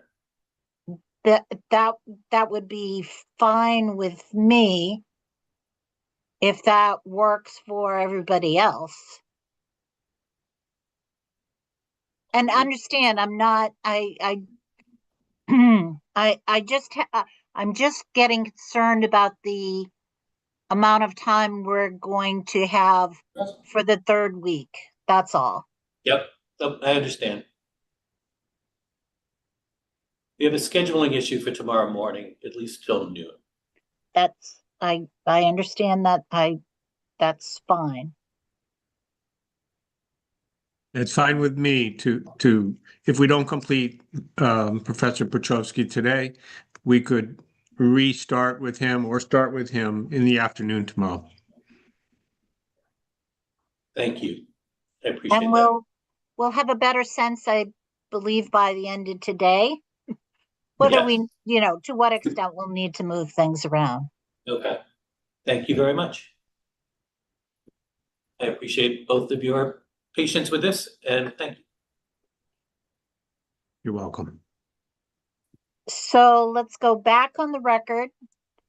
As a preliminary matter, Mr. Riley has an amendment he would like to make to record request EFSB 11. Yes. Perhaps you could address that in the record now, Mr. Riley? Yes, thank you. What I suggest is that for that record request, it just as a reorienting, this is the modeled comment on the modeled downwind or down gradient transport of hydrogen fluoride, given hydrogen fluoride's environmental behavior and also the presence of the walls on the eastern and southern side of the property as designed. The amendment to the record request would be also to add carbon monoxide to that analysis. So it's an analysis of both hydrogen fluoride and carbon monoxide fate and behavior once released during a thermal runaway or fire in an eastward or southerly direction. And the comment is to look at the modeling that was done and to comment on how that might change for hydrogen fluoride, and to also comment on the transport of carbon monoxide given the walls and its environmental fate. I realize that they didn't necessarily do as much modeling for carbon monoxide as they did for hydrogen fluoride, if I remember correctly, but I'd still like them to comment on that. Mr. Senni, do you understand the modification Mr. Riley has just given us? I do. And Alan was kind enough to send me a piece of the rough transcript from our last session on this record request. And I've taken notes now. So I might ask Alan again to capture this discussion and so that I can make absolutely sure that IO Mosaic understands the assignment. But I think I do. And I'll make sure the assignment is done. Thank you, Mr. Senni. Thank you. You're welcome. So is there anything else before we proceed with Mr. Senni's next witness?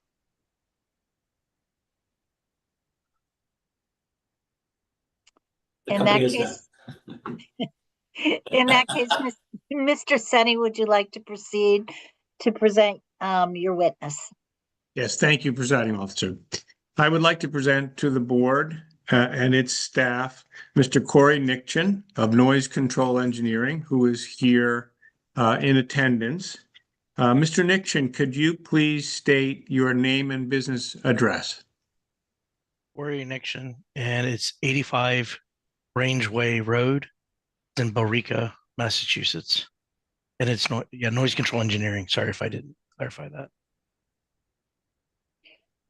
Could you raise your right hand so it's visible in your video screen? Do you solemnly swear to tell the truth in this proceeding? I do. Thank you. Mr. Senni? Thank you. Mr. Nickchen, can you please state your occupation and place of employment? So I am a senior engineer at Noise Control Engineering. What was the next question? I'm sorry, Chris? Well, I think you answered them both. Your occupation and place of employment. Okay. I think you got them both. Can you provide a brief summary of your education and professional experiences? Sure. So I have a bachelor's in mechanical engineering from Auburn University. I'm sorry, from what university? Auburn University. I have a master's of science in architectural acoustics from University of Florida. And I'm also working, it's ongoing for a PhD as well in acoustics from University of Florida. My professional experience has been, I've worked for, as far as relevant to acoustics, I worked at HLM Heary, and I was working in the mechanical department at the time, focused on some acoustics while I was still going through school for my master's. And then eventually got working for Siemens Energy, which is glass, excuse me, large gas turbine and steam turbine facilities, huge power plants, where I was working specifically in acoustics for them. And then I worked, previous to Noise Control Engineering, I worked for Intertech on the consulting side. And so more in line with kind of what I'm doing now on standard consulting work. And then where I am now, which is at Noise Control Engineering, mainly focused on like environmental acoustics, which is relevant to this project. And then things such as, indoor noise, things where there's intelligibility issues, if there's neighbors complaining between, residences or commercial properties, things of that nature, architectural acoustics. Thank you. On whose behalf are you testifying today? Maureen, De Palma, and Sheehan. Thank you. And generally and briefly, what is the purpose of your testimony? It's mainly to provide testimony about what I have done as far as peer review and things of that nature that were asked by me, by Maureen and Ms. De Palma and Sheehan, and basically do a review of this project, see if it meets the guidelines within Mass DEP. That's pretty much what I did. Thank you. And have you filed written testimony already in this matter? I have. Thank you. And just for the record, the exhibit references for Mr. Nixon's pre-filed testimony is SD-NC and SD-NC A, B, and C. Those are all dated December 19th, 2025. And then supplemental filings SD-NC parentheses S1 and SD-NCB parentheses S1. Those are dated January 19th, 2026. Mr. Nixon, have you also provided written material in the way of answers to discovery questions? I have. And if we consider all of that your pre-filed testimony, are there any changes you wish to make or modifications to your testimony? No. And do you adopt all of these written statements that you have filed as your testimony given today under oath? Yes. Thank you. Madam Presiding Officer, I make this witness available for cross-examination. Thank you, Mr. Senni. Does the company have questions for this witness? We do, thank you. Good afternoon, Mr. Nixon. Good afternoon. So I'd like to start with your supplemental testimony at page 2, and if it would be helpful, I'd be happy to bring it up on screen. That would be very helpful. Lots of documents to track here. There are, agreed. Okay, so this is your supplemental, I think what has been described as your supplemental testimony. It's NCE Job Memo 2026-004, dated January 19th, 2026. Is that correct? Okay. Yes. And I'd just like to ask a few questions just to lay some groundwork here. On page 2, there's a reference to NCE Job Memo 2025-083. And in that first sentence there, and as an aside, I'll just note for the record that the highlighting that we see in this document is mine, not in the original. I'm sorry, that the highlighting that we see in this document is mine. Is mine, not in the original. It is not in the original. So in the first sentence there, it references an independent sound level assessment that you conducted and a report that you drafted dated 24 September 2025. Do you see that? Yes. And if we go to the first bullet point, it notes that the ambient sound levels that you and that Epsilon collected were at different times of the year. Yours were at the end of August 2025, and Epsilon was at the beginning of March 2025, correct? Correct. Would you agree that in general, winter tends to be quieter than summer months in terms of ambient sound levels? In general, correct. Yes. And it is the case, is it not, that you adjusted your ambient sound levels to remove singing insect noise, among other things? I'm sorry, the ambient sound levels to remove what? Singing insect noise. Thank you. Yep. So yes, we did apply the insect filter. Okay. And just to be clear, nowhere in your testimony or your supplemental testimony is it noted that you applied an insect filter. Is that correct? It is noted in the 083 report. It's in a footnote. Correct, and we'll look at that in a moment, but that was not produced with your testimony or your supplemental testimony. We in fact had to specifically request that report. Is that correct? Yes, I think it was an oversight that you didn't get the report, so Okay. it was a mistake. But yes, it's you have it. Thank you. So we had designated that report as HEC-1, and I'll go to that now. So I'll just go to the top. So this is the report that you were just referencing, 2025-083, correct? Correct. And I believe the reference is on page 3. So here at the bottom under 2.3, it says additionally, given on-site observation and the season in which the data was collected, summer, the data collected were filtered to reduce the impact of singing insect noise. The filtering was done in accordance with ANSI S12 and resulted in a reduced ambient level for the area. Correct?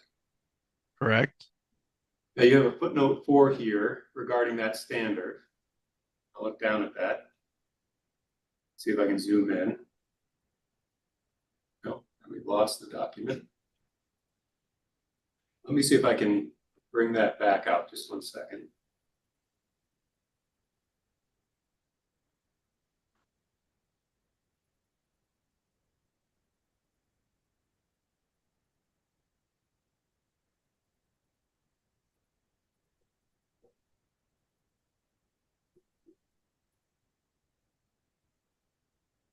Okay. I'm not sure if it was the Zoom share or what happened, but should be back up now. So footnote 4 refers to standard number S12, methods to define and measure the residual sound in protected natural and quiet residential areas. That's the name of the standard, is that correct? Correct. And first of all, this project site is in an industrial zone. Would you agree with that? It is in its immediate, but it is surrounded by residential properties. Does the standard in fact provide a definition of quiet residential areas? I offhand don't know offhand. I haven't looked. I can't answer that question specifically. Do you believe that the project is located in a quiet residential area as that term is defined in the standard? I mean, there's properties on the outside of that, on the periphery, which would be residential, which then would make sense why it would be, we would apply it. But again, you don't know how that term is defined in the standard and whether it would qualify? I would have to look at every single detail. I don't know that offhand. So no, I don't have that answer offhand. I'd have to look it up, review that. If I represent to you that the standard defines it as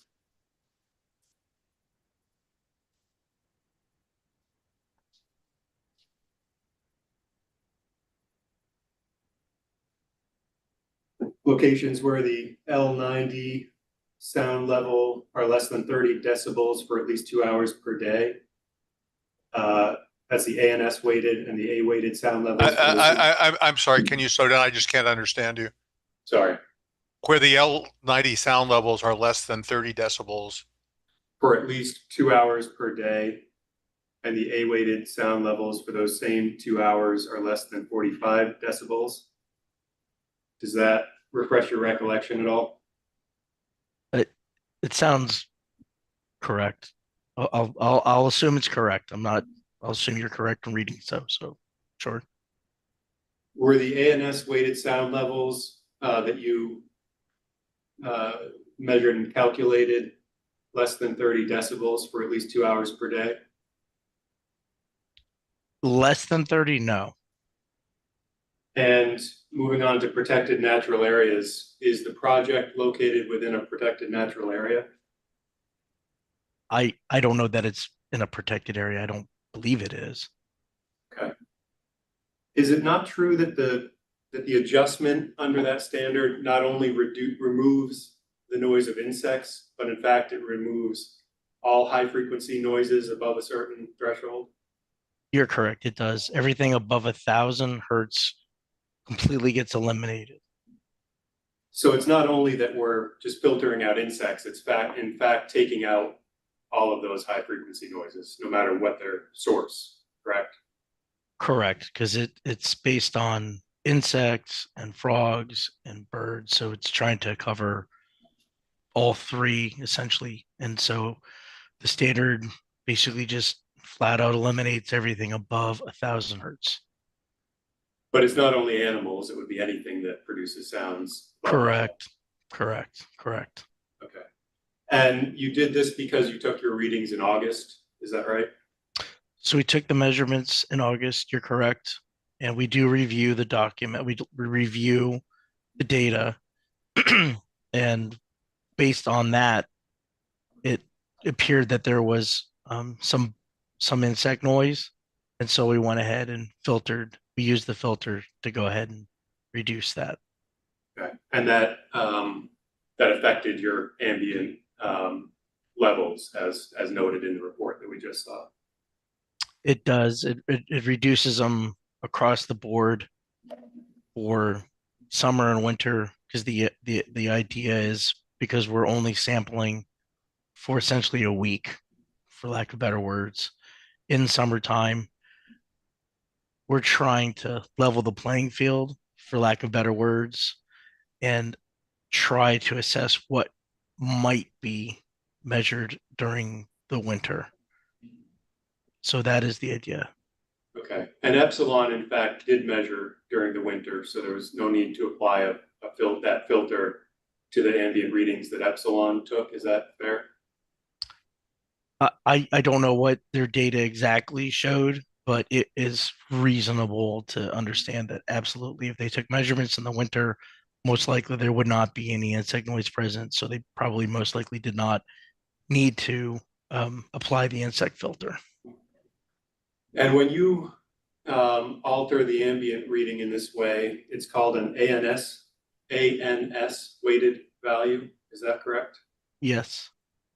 Does the standard require that when you apply this filter, that you report both the A weighted and the ANS weighted values? I don't know. It's a good question. We apply it with the assumption that that's what it is, but we have the data. Now, if I have not reported it, then that would be my mistake. Okay. But I believe we provide in the back of the report, I think we try to provide the LAEQ, the L90 data. I think we try to provide what the data is. In the back of the 083 report or your testimony? I think the bottom of this report, I think if we scroll down, it might be there, or it's in the body of the report. I think I know what you're referring to. Okay, so it's probably not on the bottom. It's not in the appendix. It looks like it's going to be in the body of the report.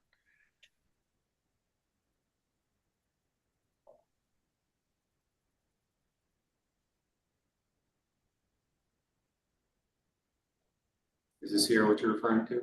Yes. So we have, there's two plots, because there is the LAQ, the L90 data, and then below it, because if you see that's collected day after day after day after day, which is very similar. Epsilon does the same thing. They provide theirs in an appendix of their report.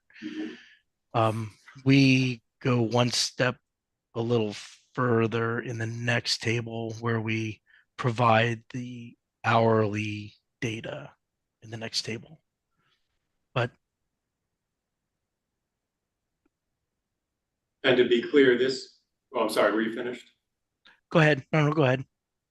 To be clear, this is only data from one location, LT1? It is, because it's just, otherwise it's just a lot of data jammed on top of each other. It's hard to read it to understand. But essentially, the idea to understand is, although it is from one location, essentially the idea is it shows the trend Oh, I take it back. I apologize. That is all 3 meters that you're looking at. The 7265 is 1 meter, 1707 is a different meter, and the 2297 is a different meter. Gentlemen, it would be helpful for the record if when you're responding to or asking questions with regard to a particular exhibit, if you provide the figure number so that it's more accurately reflected in the written transcripts. Yes, my apologies. This is on page 4 of HEC 1, figure 2 and figure 3. And just to be clear, at figure 2, this is only showing 1 meter, is it not, at LT01? You're correct. Correct. And is this A weighted or is this ANS weighted? That is just A weighted. Okay. And figure 2, you're saying this is ANS weighted or A weighted? That is AN. That has got with the ANS on it. That would be filtered. So that includes the bug insect filter noise. And it looks like this is just for a period of 24 hours. Is that right? So what we're going to get into the interesting. So the way that we do this is every 24 hours you collect. Essentially, let's just say it's just a sample for 24 hours, right? And then, so if you scroll up to figure 2, so you can see every 24 hours we're collecting data, right? Every 24 hours. And every 24 hours, the way that we do it, which is similar to the way Epsilon does it, which is kind of an industry standard. It's not defined that it has to be done by Mass DEP, but all the acoustic consultants have found that this is what works for us. Is every 24 hours we collect that data. We look at all that data on an hourly average. And what we do then is for every 24 hours, you've now got to process each one of those hours. And this is where it gets a little sticky. Mass DEP doesn't provide any guidance on this. So Epsilon does it slightly different than we do it, but we are very close. What we do then is if you scroll down to the figure 3, the figure 3 is taking every one of those days for all those hours. And so you're looking at 24 hours, and each hour represents the average for every single one of those days for the 24 hours. So it is all 3 meters for the average of all the days we measured for each hour. So the 1 o'clock hour is literally the 1 o'clock hour.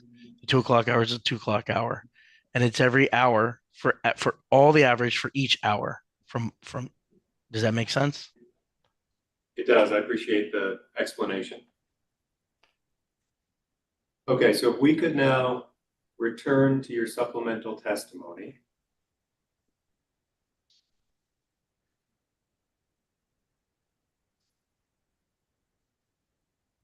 So returning to page 2, you say here that NCE calculated the 10th percentile hourly ambient daytime level to be 33 decibels at LT2 and LT3 at 3 p.m. and the 10th percentile hourly ambient nighttime level to be roughly 35 decibels from midnight to 3 a.m., correct? Correct. Now, given that this is an industrial site with a landscape business and other heavy machinery operating outdoors and trucks coming and going, an active industrial site, does it seem at all unusual to you that the ambient noise readings would be lower during the day at an active industrial site than during the dead of night? So it is not, I agree, it is not following a traditional diurnal cycle, which is what we would anticipate most places to be. And the diurnal cycle essentially is most things are louder during the day and it gets quieter at night. And it typically kind of follows human patterns / birds just happen to be kind of part of that. Insects, same thing. But essentially, noise gets louder when people are basically up and trying to go to work, gets a little quieter as you kind of approach lunch, kind of stays kind of loud during the day because everyone's making noise. And then after everyone kind of goes home, right around 10 o'clock, when they start going to bed, it starts getting a little quieter. And then we would expect it to be much quieter about somewhere between 1 and 4 o'clock in the morning would be as quiet as it would be. So this site is a little odd in that it's not following that diurnal cycle, but at the end of the day, it is what it is. Those are the measurements that we found. Incidentally, something you just said, wanted to ask a follow-up question on.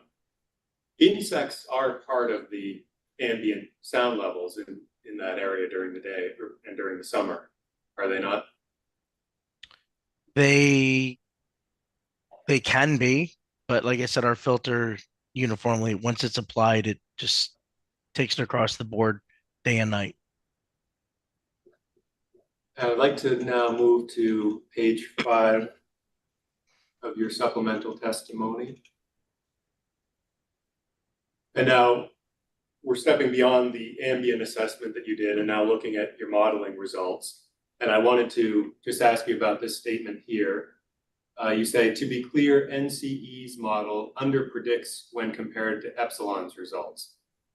And I'll say what I think you're saying there, and you confirm or not.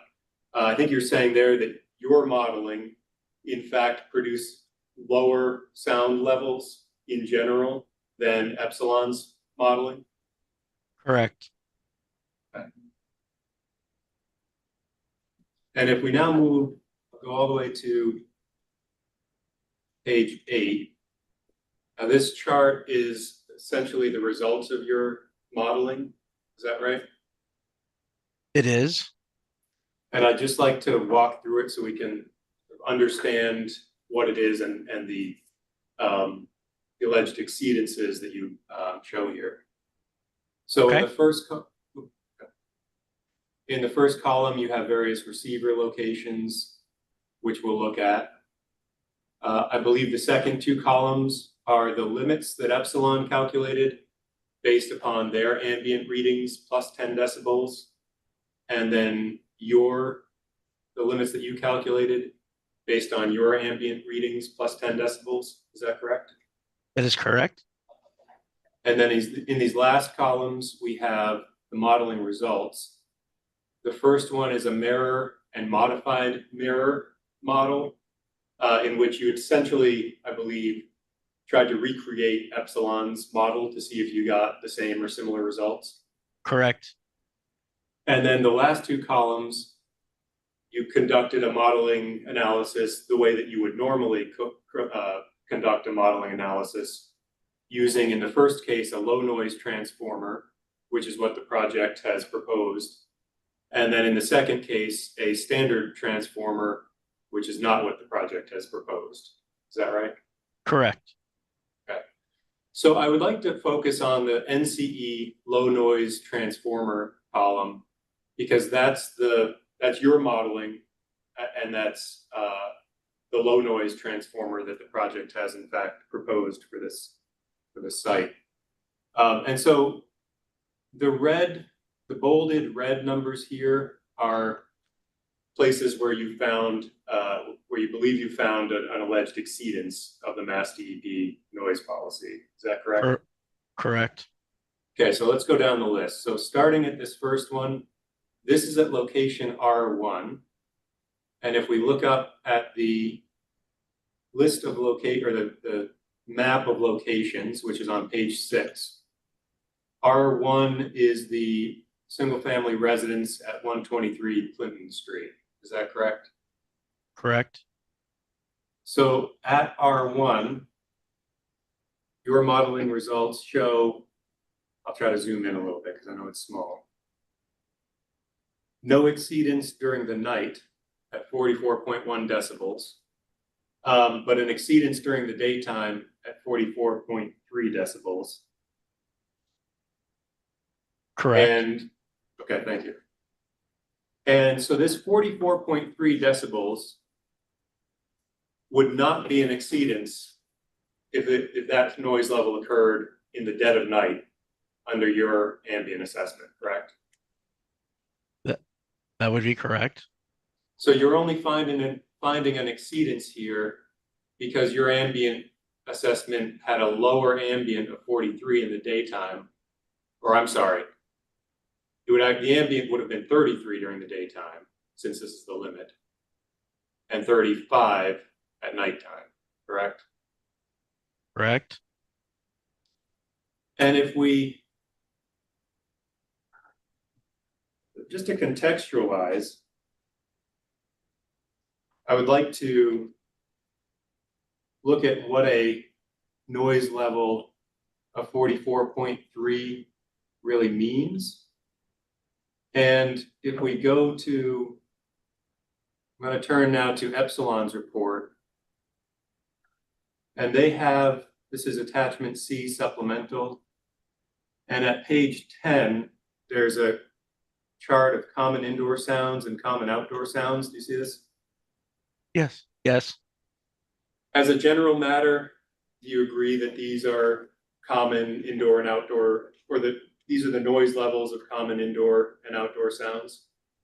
Yeah, I don't know. Yes, I don't have an issue with that. Seems Okay. correct. Okay.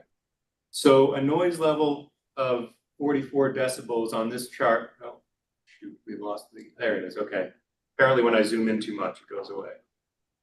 A noise level of 44 decibels would be somewhere between a soft whisper and less than quiet speech.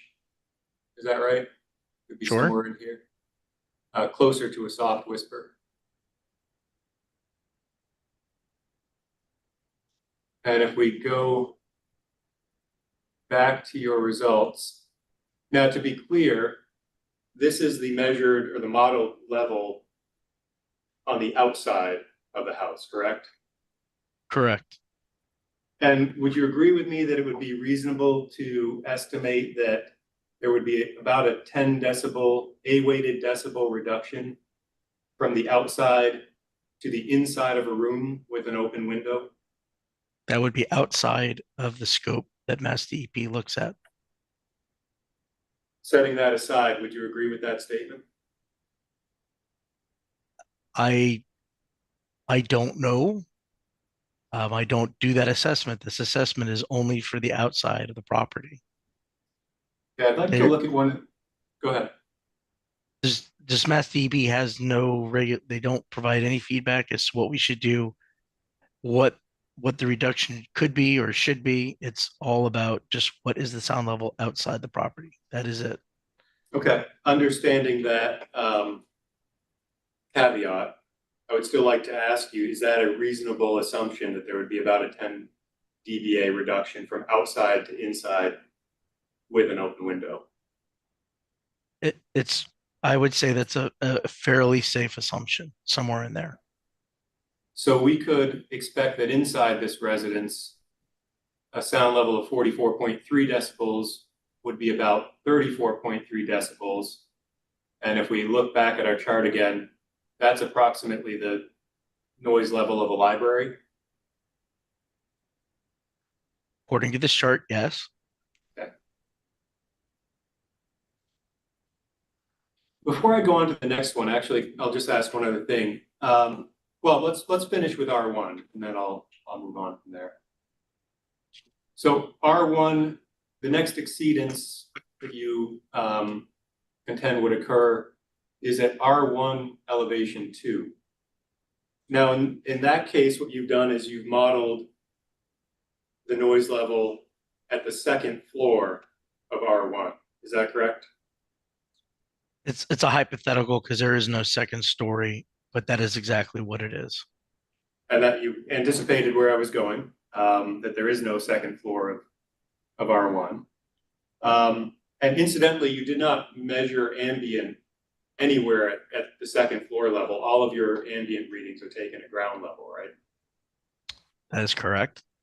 Okay. Do you even know whether a second floor could be built onto this residence, given that it's in an industrial zone? I don't know what the zoning limits are, or if they can or can't. My assumption is that either they can build one or that house could be demolished and they could put another house up and they could have a second story. I don't know how that property would or wouldn't be used, but I'm making the assumption per Mass DP, because they do provide guidance on that. If there is the potential that it could happen, we need to protect it. So that's why I made that assessment or chose to do that. Do you have any understanding of whether under the Tewksbury zoning ordinance, a non-permitted or non-conforming use in a particular zone could be expanded, or that non-conformance, that existing structure torn down and rebuilt in a similarly non-conforming way? I have no knowledge of what the ordinance is for what they can or can't do with that property. So essentially you have really no basis to say one way or another whether a second floor could ever be built onto that house. My decision was based on Mass DEP. Mass DEP gives guidance that says if it can be, there could be a potential, you need to protect it. So that's what I did. Correct. And the caveat there being if there could be a use. Correct. It's hypothetical. Correct. No, I understand. Thank you. Okay, and then the next exceedance, we look down this list, alleged exceedance is at PL1. And so I'm just going to scroll down so we can see the bottom half of this chart. Here's PL1. I was going to ask this question at the beginning and I forgot, so I'll ask it now. Can you confirm that all of the exceedances that you're finding in this under your modeling with the low noise transformer, other than at location I1, all of them would not be exceedances under Epsilon's ambient readings? So that would be correct during the day. It appears to be correct. Yes. And at night, would it not? There looks like there might be a few there. If they're over 47, there'd be a exceedance at night. C1 and C2 might be about 2 decibels over at night, but nothing during the day. But that appears to be correct. Okay. So with respect to at least the majority of these readings, they're only an exceedance as a result of your lower ambient. You found lower ambience than what Epsilon found. Is that fair? Correct. Okay, so going back to PL1 now, I'll go back up so we can see the map where PL1 is. So this is now at the property line outside of R1? Correct. Okay, and similarly to what we saw before, the exceedance there is only during the daytime. Would not be an exceedance if that same sound level occurred at the dead of night, and it's approximately 44 decibels outside, which is between a soft whisper and quiet speech. Yes. Okay. If we now look down to I1,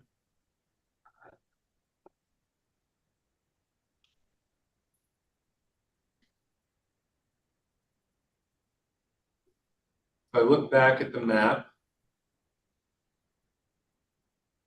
I1 is in the northwest portion of the site,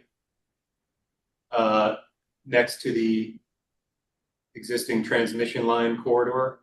Is that correct? So the I1 and the I2, I think I agree with you. We just kept those locations in because those were locations that Epsilon had used. So we just used the same locations in our modeling. But I agree with you. Where it is on the map is where it is. They match up in our models. Sure, and I mostly just wanted to situate everybody as to where, what we're talking about and where it is. So I believe a moment ago when we were discussing R1, you said that Mass DEP applies its policy anywhere where there's a possibility of a use that might involve a sensitive receptor or something to that effect. Is that right? Yes. Would you agree then that I1 is not a location where Mass DEP is likely to apply its noise policy? So my understanding would essentially be for industrial areas, it does give some guidance on it. I would generally agree with you that in those locations where there's an industrial property, especially at night, it would be unreasonable to try to protect an area where there is really nobody there to protect. So generally for the nighttime, I would agree that it would seem a bit unreasonable to have to protect those properties where there's nobody there at night. It turns into more of a question of during the day. So that would be kind of my understanding of that. And because although it is an industrial area, there are commercial properties that are mixed in with it. So it's not 100% only just industrial. There is some commercial, which in land use, residential is usually the most sensitive, then commercial, then industrial. So I would agree that most likely under Mass DEP, there would not be a need to protect industrial locations in the middle of the night. Well, I'd like to focus on I-1. And do you agree that during the day and night, considering that this is an industrial site and there are transmission corridors running directly next to it, which would prevent residential, residents from being constructed here, that is not an area that would have sensitive receptors where Mass DEP would apply its noise policy? So I'm not trying to be difficult. I'll just I have to ask you a question in return because maybe you know the answer. Please. Are those properties that are to the northwest of the project, is it currently zoned only for industrial? Is it zoned for commercial? Is it zoned for residential? What are those properties zoned for? Because I did not review that. And I don't want to testify, so I don't want to be unhelpful, but I won't answer that question. And if it's simply that, you don't know and would need to know that zoning, then that's perfectly fine. So to answer your question, if it is 100% going to be and only remain as industrial, then I would assume that everything that's north and northwest of that, if it's industrial, would not need to be protected. If it's going to be commercial property, then at some point that means there's probably going to be potentially offices. And if it could be residential, because it gets rezoned as such, and that happens all the time, sadly, then it would be definitely a location would have to be protected in the future. So I don't know what the zones are. I don't know if it's ever going to change, but that would be my answer. And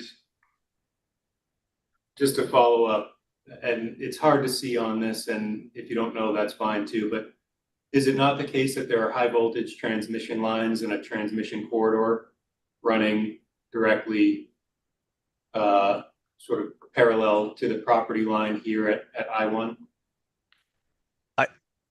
It looks like it is. I can't tell from that map, unfortunately. I apologize, but I will take your word for it that it looks like it does look like there are some lines that are potentially running. You're saying like a tangent right next to that property line, essentially.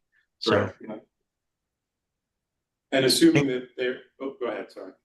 No, I agree. If there are power lines there, I believe there's restrictions. You can't obviously build underneath that. So, okay, thank you.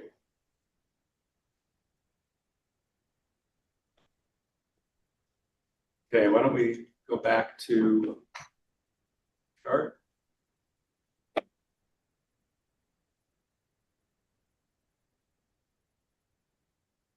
Then the next location where there's an alleged exceedance is I-2.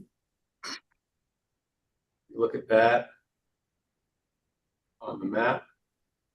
I-2 is here at the southern property line next to Hillman Street, correct?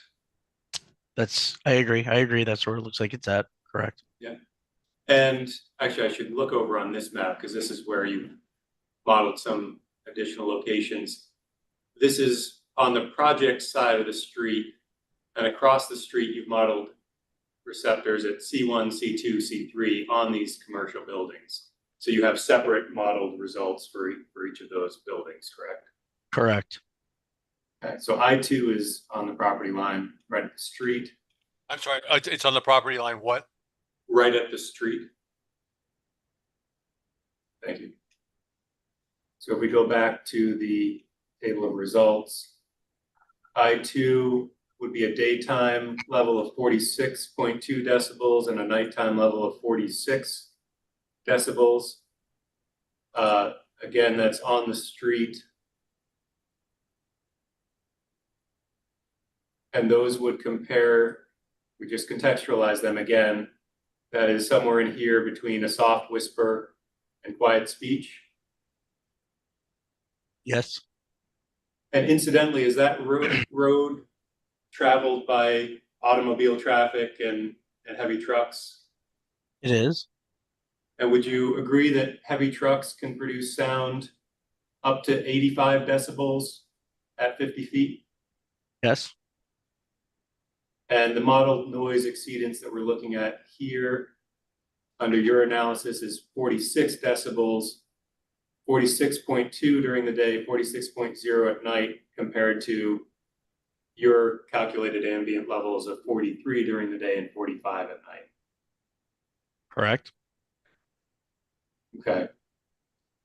And now I'd like to move on to the last set here, which were commercial buildings 1, 2, and 3.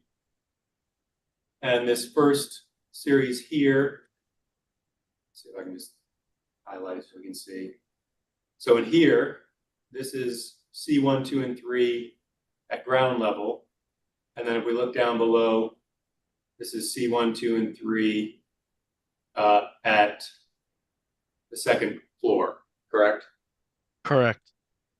Okay, so first of all, C1, can you tell me what kind of a building that is? Can you describe it? It's pretty much every one of those buildings is essentially like an aluminum like skin building. That's kind of what I vaguely remember from being at the site. I believe that's what they are. They do have doors, high doors in them because it is a commercial property. They think on that one, I think it's being used as like automotive repair type site. So I think that's what's being done on C1. C2 did have some bay doors on the back side, but the front side has the office where people are parking their cars. But I think for sure, C2, C3, C4 are almost like identical buildings. C1's is a little different just because of size and configuration, but essentially that's what I kind of vaguely remember the construction to be. I didn't walk in the building, so I can only see from the outside. Understood. So let's focus on C1 for a moment, and let me just look at the map again, just to contextualize. C1 is this building the furthest west. C2 is this building here next to it to the east. And then C3 is one more building over here to the east. Then, if it helps, what I'd like to do is pull up just a street view of this area and see if we can just take a look at these buildings. So do you recognize this, what we're looking at here, as the proposed project site on Hillman Street? Yes.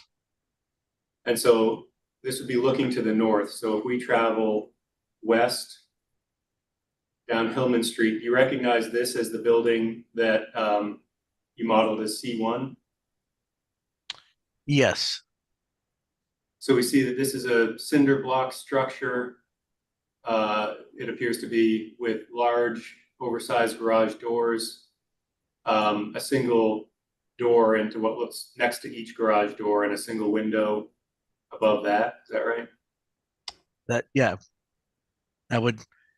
That's the picture, so I agree that's what's there. Yeah. Go ahead. I believe I believe that is based on that picture, that is about what it looks like. Clearly, that you can tell that that's pretty early construction because they don't have any stripes down for parking, and it looks like the black ball or the hard ball is pretty new. So I would assume that that's probably what exactly it is for now. I don't know if there is or was a second story put on it. I can't remember exactly, but fit that looks pretty much like what I think it is. So, All right. And is it your contention, or do you believe that this building contains sensitive receptors?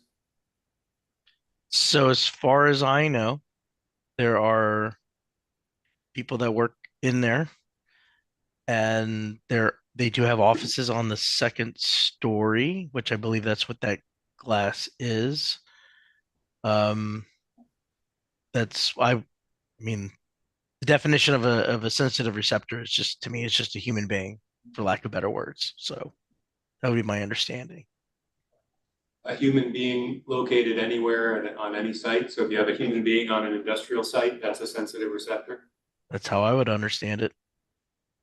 And you said you believe this is an office located directly adjacent to this garage door here in this small space here? Yes.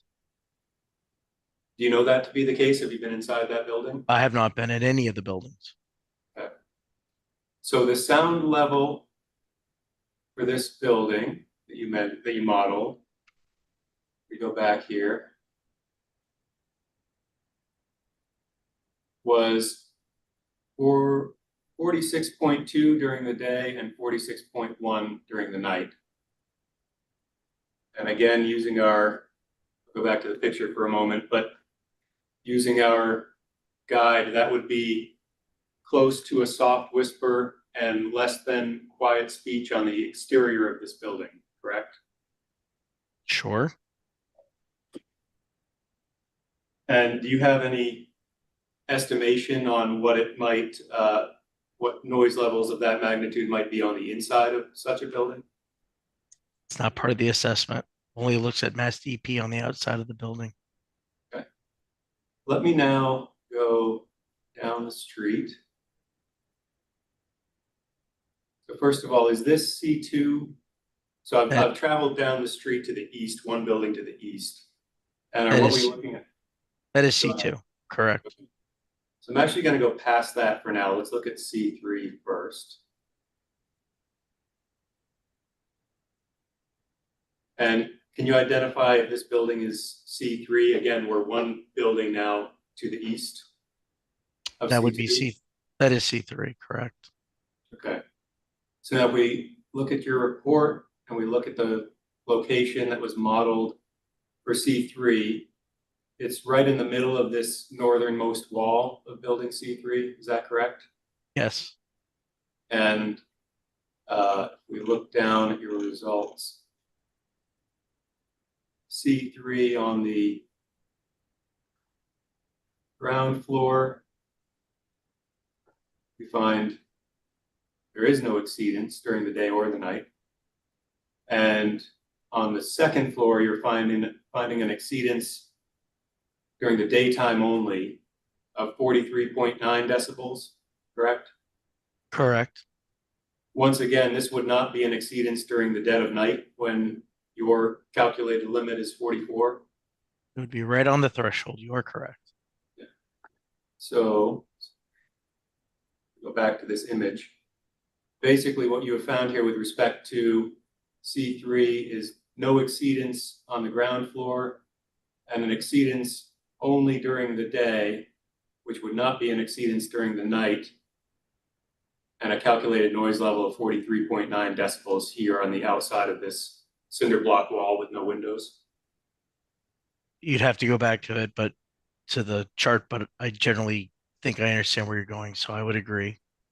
Okay, and here is the chart if you want to look at it again. So that is correct. Okay. And just one other question regarding C3. It appears that there are air conditioning units of some kind or heat pump exterior units of some kind on the outside of this building. Is that correct? That is what those look like, yes. What is generally the noise level produced by commercial air conditioning units of this kind? They can be very quiet, they can be very loud, so I would they could be right at 40, they could be below, they could be at 30. I don't know. I didn't take a measurement. So they could be extraordinarily loud if something's wrong with them. And these are located on the exterior, essentially the ground level of C3 already, correct? Correct. All right, and now just going back to C2. Okay, once again, can you confirm that this is building C2 here? That is correct. It looks like from this photo, there's a tractor trailer parked outside and maybe a dump truck beyond it. Again, in keeping with sort of the industrial character of the overall area. Is that right? But yes.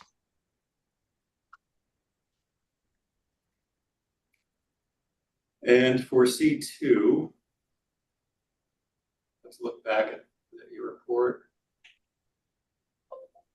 So we find that on the ground floor, you calculated levels of 45.6 during the day and night.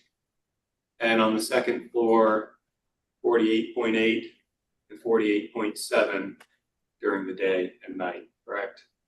Correct. Okay. And looking at this building, well,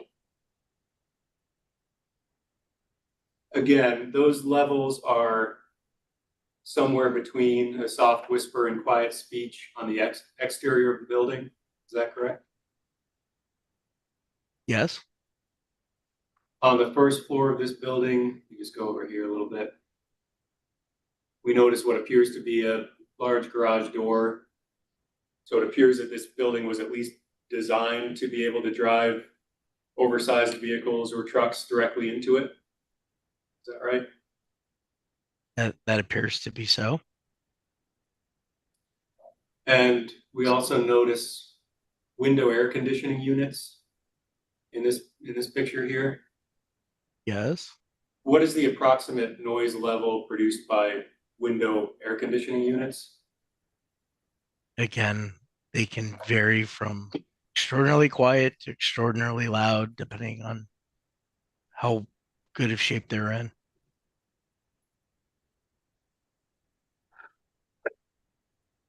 Can they exceed 50 decibels? Sure. Can they significantly exceed 50 decibels? If not working correctly, yes. And again, as we saw a moment ago, a heavy truck at 50 feet produces noise levels of approximately, or at least it can produce noise levels at approximately 85 decibels. Is that correct? Yes. And it's reasonable to assume, given the nature of the site and the nature of the existing uses of 73 Hillman Street, that this road is traveled by heavy trucks in the existing site conditions. Correct. If I could just have one moment, please, to look at my notes.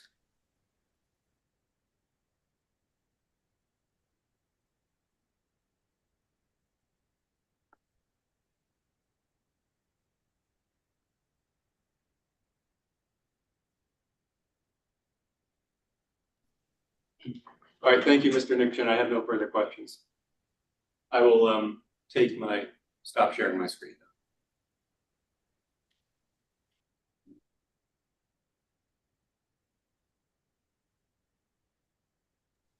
Does the staff have questions for the witness? Yes, we do, Presiding Officer Sharkey.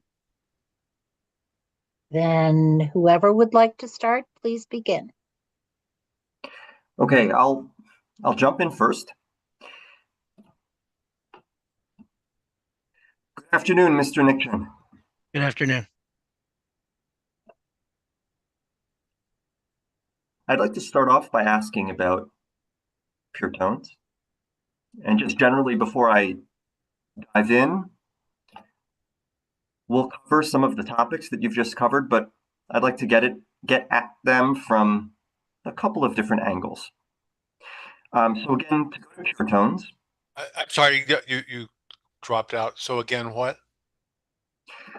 I'd like to get at those topics from potentially different angles.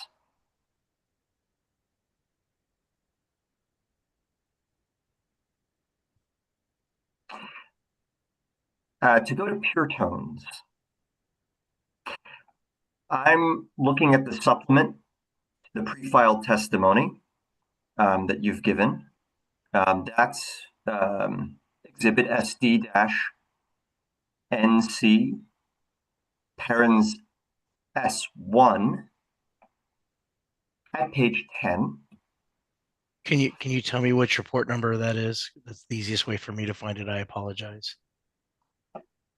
If you'll hold on just a moment, please. Sure.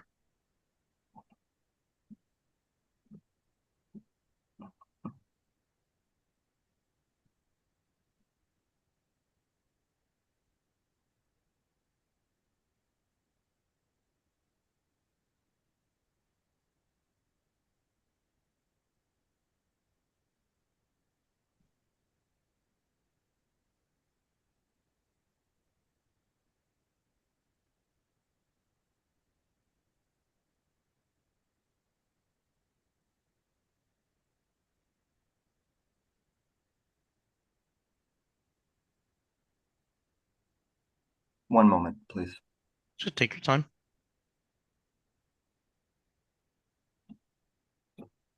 We can go to midnight, but I don't think you all want to go to midnight. Okay, so this is this is the report from the 19th of January of this Oh, year. okay. So that's 008, I believe. This is a general question, though. And the Okay. question is this: please provide an overview in layman's terms of how a BESS project can generate pure tones. So for these battery energy storage projects, there is absolutely the possibility of having pure tones, mostly because they're based on the 60 cycle power. And so, so there's either for the battery, let's just talk about the battery. And it actually applies to all of them. The transformers, the inverters, they all kind of operate somewhat the same way. There is the things that are inside the container that make noise and that they will radiate, we call it casing noise. And then if there's cooling, which there is, then the fan noise itself also can radiate noise.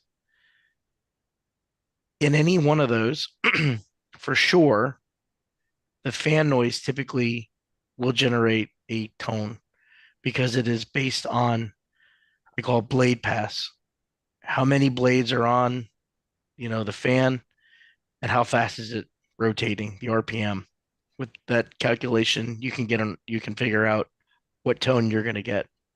It depends on the blade because there's different configurations on how they can make that blade and they can do some things with it. But essentially, the fan noise is pretty.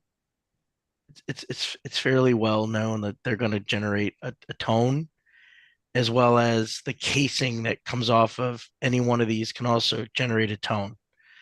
The only way we would know that is if it's tested and evaluated, typically by a third party testing company, can provide that data, and then we would know how if it's going to have a tone. It it it does matter based on distance as well. So, for example, if there was a tone and it was in the higher frequencies, they tend to get chewed up a lot in the air just because of the way that noise is reduced. So typically a very high frequency doesn't have to go very far. It's going to get the air just by the way that it is, density of air is it's going to eliminate it. But as you get down to the lower frequencies, like down to 120, 63, 32. As you get down to those low tones, nothing really stops those. So if there is a tone that happens to be in those lower frequencies, there's really nothing that's going to stop it. It's going to pass through everything. And they're very long waves. So with that said, that's usually what this equipment, how any of it can produce tones. Did I answer your question? Yes, sir. Okay. I do want to ask a couple of follow-ups on that. So in terms of cooling operations, well, I guess even more basic, it's the blades of the fans, how they spin, how they're designed that generate the tones. Correct. Okay. That's really helpful. And in terms of cooling operations, it's the turning of these fans. That's one way to generate tones potentially. Is that correct? Correct. Okay. And when you speak of casing, deterioration of casing, can you please specify what does that mean? So let's say for example the fan is let's just say theoretically we were able to turn the fan off. Okay. There's usually, I think we've all probably experienced this in our lifetime. If you walk next to a transformer, you'll hear a transformer humming, right? So the hum that's coming off of the transformer, there's things that are, it's making noise, but essentially the thing is inside of a box, like the casing. All we're aware of is it's radiating off of the casing. What's going on inside doesn't really matter. All you need to know is that it's radiating off the casing. So the equipment can radiate, and that's what we do have for sure on the transformers as well as the inverters. There's a casing noise that radiates off of those. So separate from the fan, it can radiate off the casing. I see.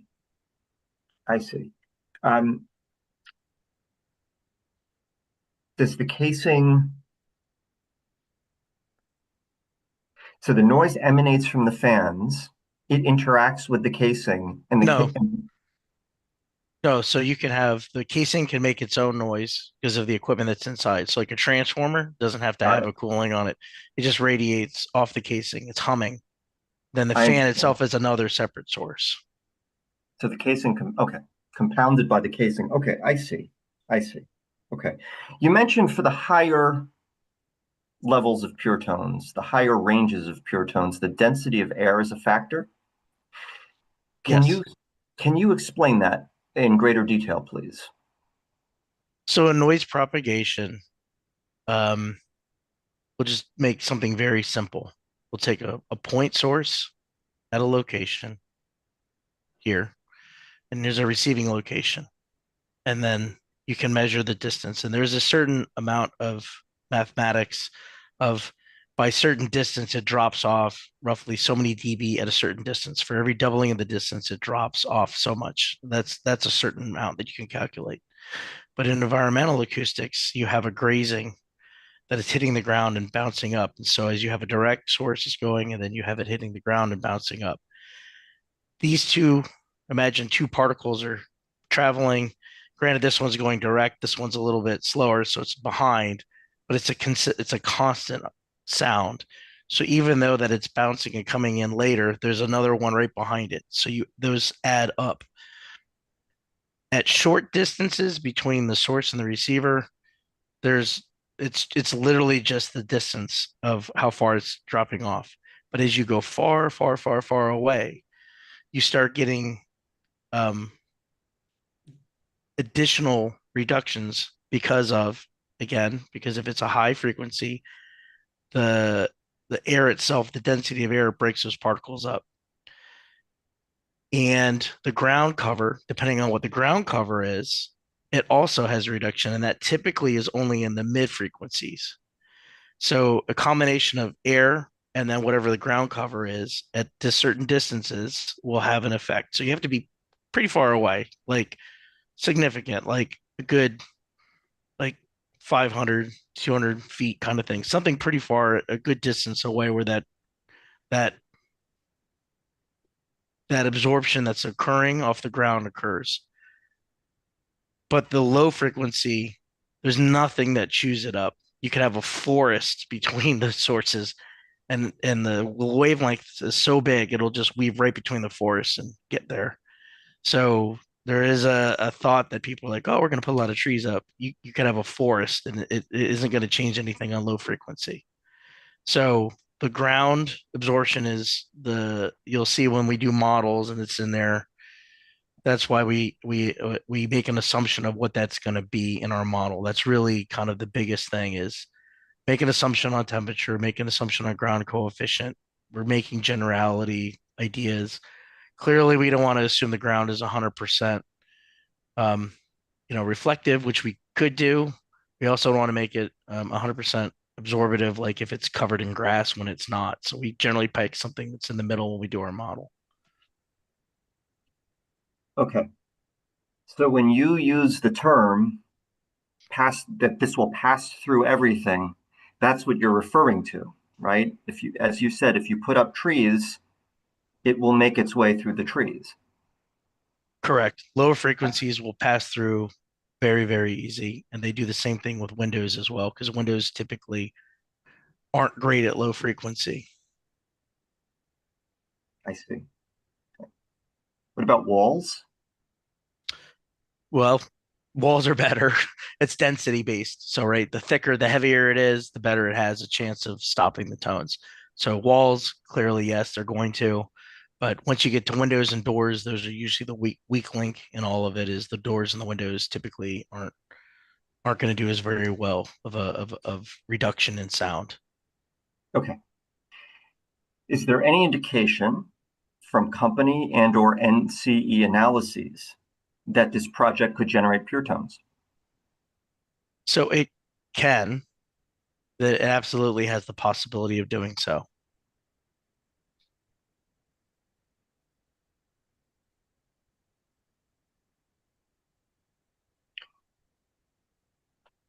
How are best pure tones mitigated or eliminated?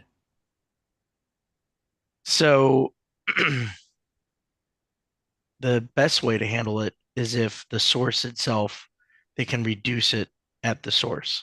So for example, if the piece of equipment has a fan and the fan produces a pure tone, it would be best to get a piece of equipment that clearly doesn't create that tone. So that would be the company, the manufacturer has to figure that out. They have to provide that. If they don't and they can't, then we start getting into a position where now we're trying to put on some mitigation source, like a silencer or something of that nature, after the piece of equipment has been manufactured, which then gets into problems. Again, we're talking theoretical, they call it static pressure. So essentially, if you put something that's a silencer on a piece of equipment that was never intended to have a silencer, and it can't handle the static pressure, you basically start choking off the equipment, and the fan can't do what it's supposed to do. It can't move air. So there is a potential that if you start putting on mitigation measures after the fact, it can turn into a problem. Hence why I say it's best if the manufacturer can handle that, because then they'll address all of that. They can maybe upsize their fan and figure out what they need to do and address that before they put it out. Because once it's on site, then it becomes a problem of what can you possibly do. Barrier walls are great from broadband. They kind of just handle all of the noise, and it doesn't uniformly eliminate it all. They tend to work better in the upper frequencies and not so well in the lower frequencies. But generally, the idea is like a barrier wall is not like, if there's a spike and there's a pure tone, the barrier wall is not going to go up. Okay, it matches it. It uniformly is going to keep everything lower. And if you have a pure tone, the pure tone is going to get right past that. Although you may have an overall reduction, pure tone could still be there. We've had that on projects where we've put barrier walls in and we still have a pure tone problem. And we can't, you can't get rid of it with the barrier wall. We have to come up with something creative at that point to try and get rid of it. Regarding the best equipment that we're talking about, fans and casing, are pure tones functions of equipment, necessarily functions of equipment operating as designed, or are they functions of deficiencies or failures of equipment? It's not a failure. It is the first part. It is a designed, it just happens to be a byproduct of the way that it is. So it's not a failure of it. It is a standard. It's what you would expect. I would expect noise from a fan. Okay, thank you. That's really clarifying. I'd like to pivot to the topic of ambient noise, which has just been discussed. Yes. But again, I'd like to get at it from just a bit of a more general angle. I'm referring to the same document that I stated earlier on the previous question. This would be pages 8 to 9. But again, it's a general question, which is as follows. Depending on the time of day and or the time of year, could variations in ambient sound allow for project exceedance of Mass DEP standards at one time and project adherence to Mass DEP standards at another time? If so, please explain and reconcile. So yes, to answer your question, yes. To get to the core of all of this, let me because you asked me to explain, so I'll take the floor. So the way all of this is based on, all of the modeling, all of the testing, all of these things, what we're trying to assess when we do this is we're trying to basically make some assumptions, and it's all pointing back to compliance. Because at the end of the day, what Mass DEP has to, what they are doing is saying, this is our limit, this is our objective, this is what you have to meet. And so if someone were to make a complaint and it goes and Mass DEP now has to intervene and there's an officer that has to go out and take some sound level measurements, at the end of the day, what we're trying to do with all of this modeling and everything going in is to assess, is there the possibility, what is the statistical possibility that there could be, this project could be non-compliant? And that's what it's really based on, is compliance. A compliance officer goes out, takes a measurement. So essentially what they're going to do, and I realize this is a big site, but let's just say it's theoretically possible. If this thing gets built and they get a complaint, the hearing officer is going to come out and they're going to say, okay, they're going to take a measurement with everything operating, and they're going to get a measurement and they're going to say, okay, I now know what my level is. And then they're going to say, okay, turn everything off from the battery storage site. Everything has to be turned off. Then they're going to turn everything off, and then they're going to get a number. And if they either see that there is the broadband 10 dB over ambient, or if they actually look at it and can figure out that there is a tone, then there would be a non-compliance. And so with that said, what we're trying to do in the model is we're trying to assess what is the likelihood that this project will or will not meet. And so based on the data that Epsilon collected in the winter, and they did not have to put on the filter, they're taking an estimate, just like we're taking an estimate when we took our measurements in the summer and apply the filter, what would essentially be a potential level that could exist at that site. So the values that are in that table as the limits, to be absolutely clear, think about statistics, right? The bell curve, right? We are not talking about the absolute lowest level that could ever be measured. Epsilon does not take the absolute lowest level. We don't take the absolute lowest level. We know we're like really, really close to it, but it's not the absolute lowest level. But based on that's why you take a week's worth of data. That's why Master EP says you can't go out there and take 20 minutes of data. Like you need to take a long period of time so you can assess this. So I'm not saying, again, I am not saying Epsilon did anything nefarious when they took their measurements. When they took their measurements, that is the measurements that they took, and that's what they have. When we took our measurements, we just happened to catch this situation where in the summer it just happens to be very quiet at 3 o'clock in the afternoon. It's just what it is. So in that case, the idea is if an officer were to go out and take a measurement, the values that we have are potential, like that is what could happen. And they take a measurement, and if it's over, then it's over. So that's essentially what could happen and why there would be a difference. Maybe in the wintertime, the things are different. I don't know. I don't know what happens at the facility during the winter. I wasn't there. I can only speak to when I was there in the summer. And that's what I observed it too. It wasn't just the meter. I was there setting up the monitor for the daytime.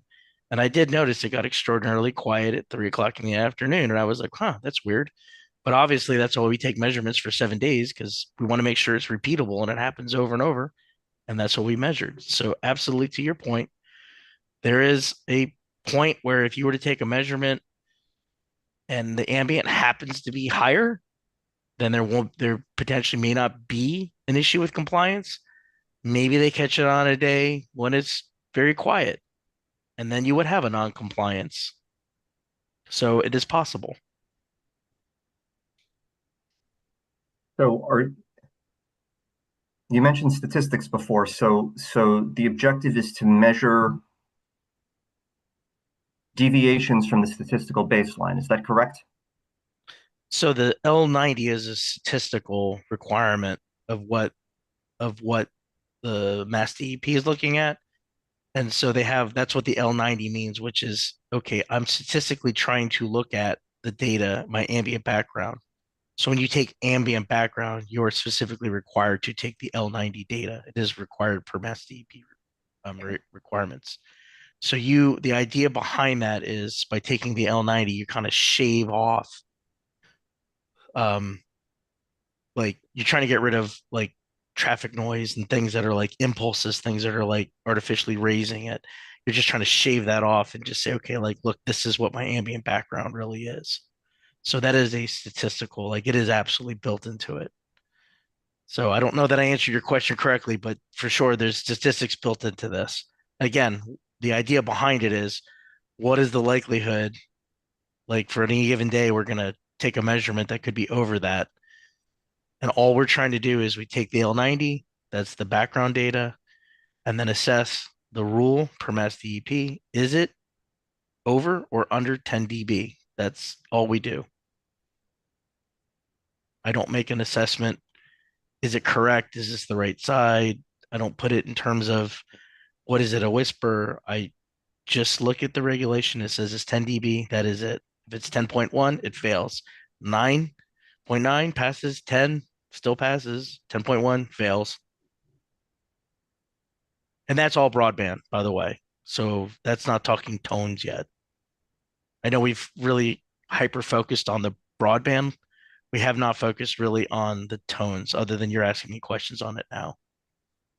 Mr. Strasberg, would this be a good time for a brief break? That's exactly what I was going to ask you.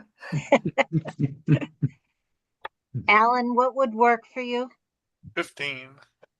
Okay, so we'll be back at 3 Thank you. off the record.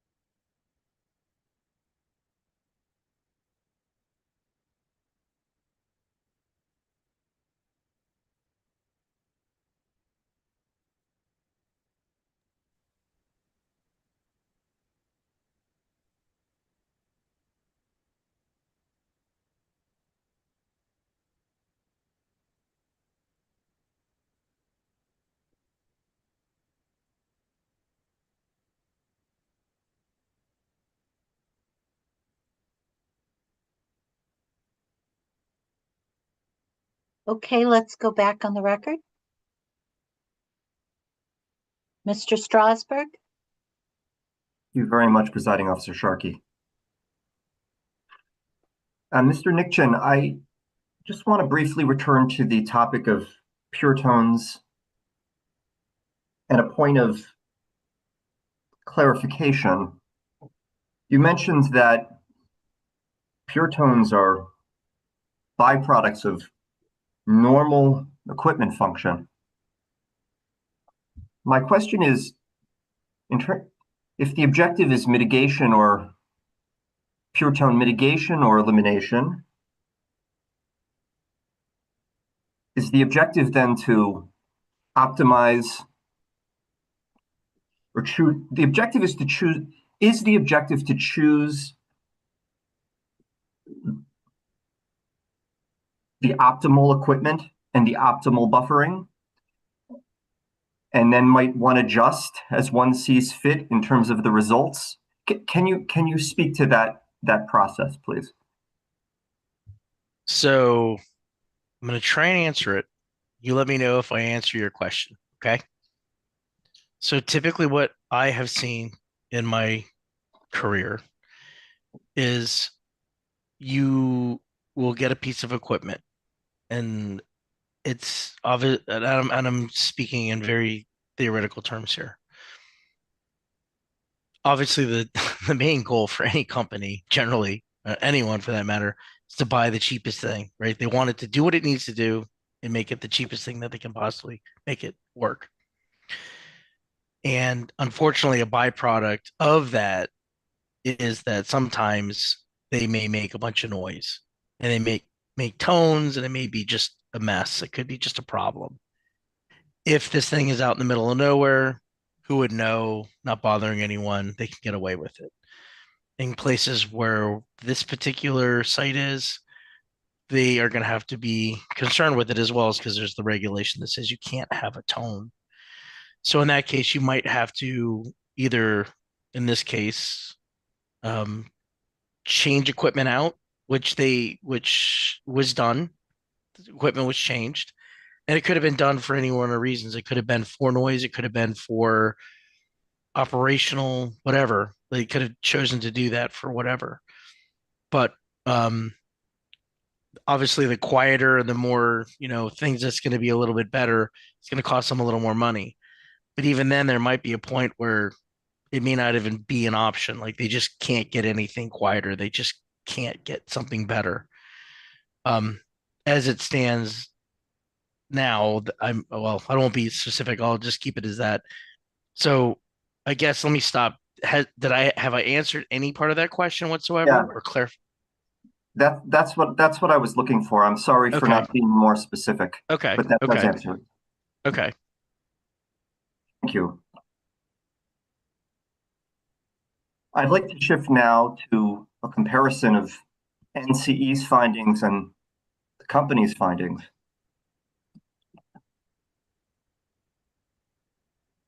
Again, the document that I'm focusing on is the same document, the supplement to the your pre-file testimony at pages 9 to 10.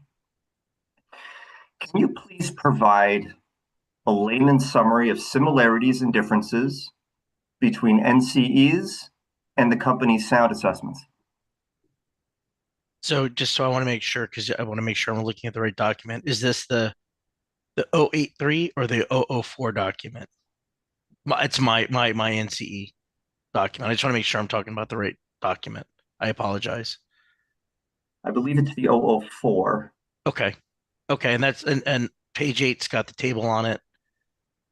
Page 9 has the discussion. Okay. All right. So I'm sorry. Now that I know, can you ask the question again? I just want to make sure I answer it correctly. Certainly. Can you please provide a layman's summary of similarities and differences between NCE's and the company's sound assessments? Sure. So I think the easiest way to look at this, which will absolutely show where there's similarities. So for example, let's look at location R3. It's like the fourth one down on the list on grade, right? If you look at the nighttime limit, Epsilon has a nighttime limit of 44. If you look at NCE's limit, we also have a limit of 44. So the point is, when Epsilon took their measurements in like winter, and when NCE took our measurements in the summer, and then we applied the insect filter, the number for the limit is exactly the same number. So the similarity is we're like spot on at that location with the limits. And then if you kind of look at just the nighttime limits, just as that column for Epsilon and NCE, you can see that we're either spot on with the exact same number, we're within a couple of decibels. There's a couple times where we have higher limits than they have versus like, so look at like R10. We're saying there's a limit of 45. They're saying a limit of 44. So it's not like all of our data is always lower and we're artificially like trying to make it quieter. We've applied the bug filter and you can see that our data is very, very similar. Where it gets more separated, where there's a bigger difference is once we get to those commercial properties, we start seeing like a 3 decibel difference at night. So what this tells me is that our data, because again, I know that Epsilon did their study, but our goal is we did our own independent study. And part of that reason is why they asked is because there was some questions from De Palma and Sheehan. Are those values like, is Epsilon what they're providing? Is it even like close? And that's why they asked me to do it. So we went ahead and did it. And the answer is, so our 2 independent studies and the way we would do it show that like our nighttime is pretty close, very, very close. Where it changes and where there's a big variation is during the day. Again, the data that Epsilon collected, I am not at all saying that they did anything wrong. I know them. I've reviewed their documents before on other projects, so I know what they're doing. I also know they use Cadna, so it is a little bit easier to kind of understand what they're doing. But the data that they collected just happens to be slightly higher than the data that we collected, and it's not all based on just the bug filter alone. I did look at the difference if we did or didn't apply the bug filter and what that would be. And the difference between that is 1 decibel at 1 meter, 2 decibels at another meter, and about 3 decibels at another meter. So it's not a huge, the whole point of our differences of being 7 decibels off is not solely based on only just the bug filter. It is based on like there's just a difference. We just happen to catch that it's quieter at that 3 o'clock hour in the summer, and that's what it is. So that's the difference. It's just what's going on at that time.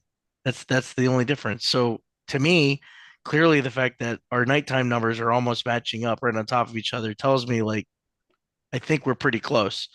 Our daytime starts deviating a bit more. So it's not just because of the bug filter. There is other things going on at that site. Okay.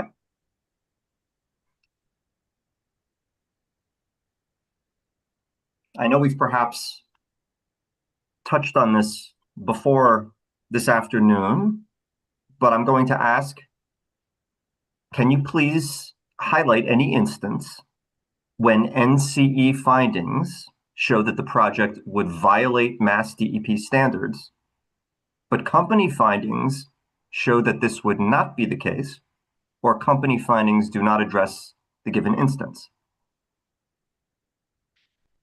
So I'm going to answer part of that question. I hope I'm going to answer to my ability. If I don't answer fully, go ahead and stop me and I'll try to address that. Okay.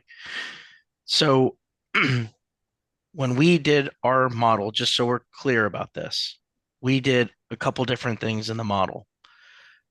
We built the model, our CADNA models. We're talking about a noise propagation model.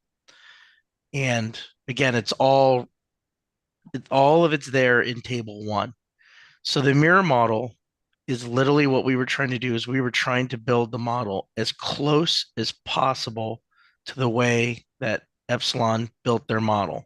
So we try to go as very close as we possibly could. Now, we did do things a little differently in that where there's, let me go down that road and then just table it. We did a few things differently. Epsilon chose to make the battery energy storage systems point sources in the model versus an area source. But in fairness, they did include a 2 dB uncertainty, which means let's say that the level that they have provided says it was 50, they said it's 52. Like they artificially, just because of uncertainty, they just added 2 dB on all of their sources. So they did that, and that's a good practice. I clearly don't have any issue with that. In our model, we were trying to be as close as we possibly could. So we just elected to put an area source and to take in consideration directivity. And so we did that in the model, and we didn't add any uncertainty. So that kind of goes to the point of why our levels are under predicting, is because we didn't include any uncertainty. We were trying to be as close to like, what are the values that we actually have? And so with that said, we built a mirror model, and the mirror model came out very, very close to what Epsilon did. We were within 2 decibels. Some of them were right on top of each other. Other ones were off within 1, maybe at no more than 2. So we try to get that as close as possible. Clearly, the idea behind that is we're trying to, before we do any modifications to the model, we want to make sure we're talking apples to apples. We want to be as close as we possibly can. When we built the second model, or the modified mirror model, what we did in that case is we didn't change any of the noise sources. All we did is we added additional receiving locations that were not added or considered in the Epsilon model. So that is the difference between the modified and the mirrored model. So again, and to be very clear, the limits where things are not passing are all based on the mirror, or the mirror modified mirror is based on the limits that Epsilon provided. So those limits that are in that mirror are looking back to the Epsilon limits and saying, okay, so in that case where I did the modified mirror model, in theory, if Epsilon were to do that model and actually provide results for all of the C1, C2, C3, C4, all of those commercial properties, most likely they would have exceedances in their model, but they don't show it because they have a belief or an understanding that you don't have to protect commercial properties. It's just their definition of what they believe. We have a fundamental, we don't believe that. We believe that they are noise sensitive receptors, so they have to be protected. They just have a different understanding of what and why they didn't do that. Moving on to our next model, clearly we're showing some other locations where we're assuming second story. Again, our understanding is when we initially, and I'm going to go on a tangent and come back, when we started doing these type of reviews and we were working on behalf of a petitioner, we also did not include second stories. This was way, way, way back when. But as we were going into board hearings and land use and things of that nature, the consultants that were working for the towns would come back and request that this be done, because their understanding was whether there is a second story currently or there could be a second story, you need to do that. So we just made it part of our process that says we're going to do that. So we are just doing that out of an abundance of having been beaten up enough in the past. We don't want to take that chance, so we just make it part of our process. So that is one thing that we do. And I guess just to clarify, the bug insect filter is not a requirement that has to be done. It is not something that Mass DEP requires that we do. Because at the end of the day, if there is bug noise, it's there. If it's not there, it's not there. The intent of doing it is because we're just trying to level the playing field between summer and winter. That's the intent of why you do that.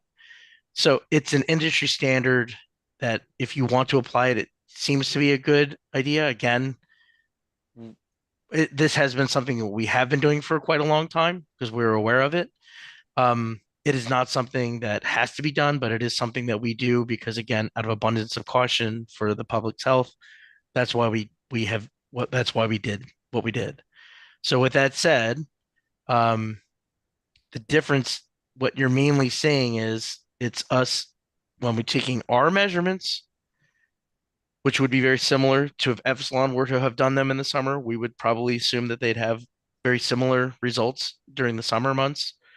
Um, and that's why there's a difference is that they just didn't happen to capture that that's what's going on in the summer, and we just happen to capture what is going on in the summer. Now, arguably, if it's within a couple of decibels, probably not a big deal because it's all kind of in the realm of like, all right, is it there? Is it not there? But once you start getting to like 4, 5, 6, 7 decibels and it starts getting like larger deltas, that says, okay, we think there's something there. There's a bigger problem. And that is clearly an issue at all the commercial properties because we have a 7 dB difference between what Epsilon is saying and what we're saying is occurring. And even if we were to wipe out the insect filter, there would still be an exceedance at some of these locations. Okay. Can you please just provide a very basic definition of point source versus area source? So in in the model for Cadna, along with I think I've actually worked on another program called iNoise, but we'll just they're modeling programs. And the idea of a point source is literally a dot. You're assigning a dot a level, and so imagine it's a dot and it's just radiating uniformly in every direction, up, down, side, every direction. It's a ball, and all the sound is radiating uniformly in the entire direction. And I know you didn't say this, but it's worth talking about it because it's talking about degrees of just geometry. The next option you have is to create a line source. So essentially imagine a line and it's radiating off of that. An area source is literally you pick a plane and then you say, okay, which direction, like this is the area that the noise is radiating off of, and which direction is it radiating in? Is it radiating this way, that way? And you can pick direction, which way you want it to go. So it gives you just a little bit more fidelity in the model. If you choose to do an area source, it helps you direct. Like if the unit is this and the fan is on this side, it would just makes it easier if you say, okay, here's my area source and I'm going this direction. Versus if I just say the whole thing is a point source and radiating every direction, you're just assuming it radiates in all directions. Okay. One other aspect of your previous response that I just want to ask about. The bug filter is one variable, and there were others in your measurement of ambient? Yes. What were the others in your measurement of ambient?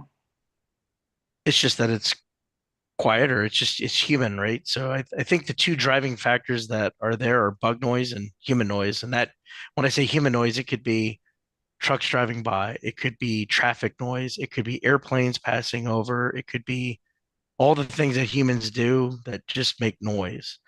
So clearly the bug noise is part of it, but it's just, in all honesty, I'm gonna say this in a way that's gonna be hopefully nobody takes gets upset about it. That site is a commercial / industrial site. And if you think about it, they function more like construction workers' times than bankers' hours.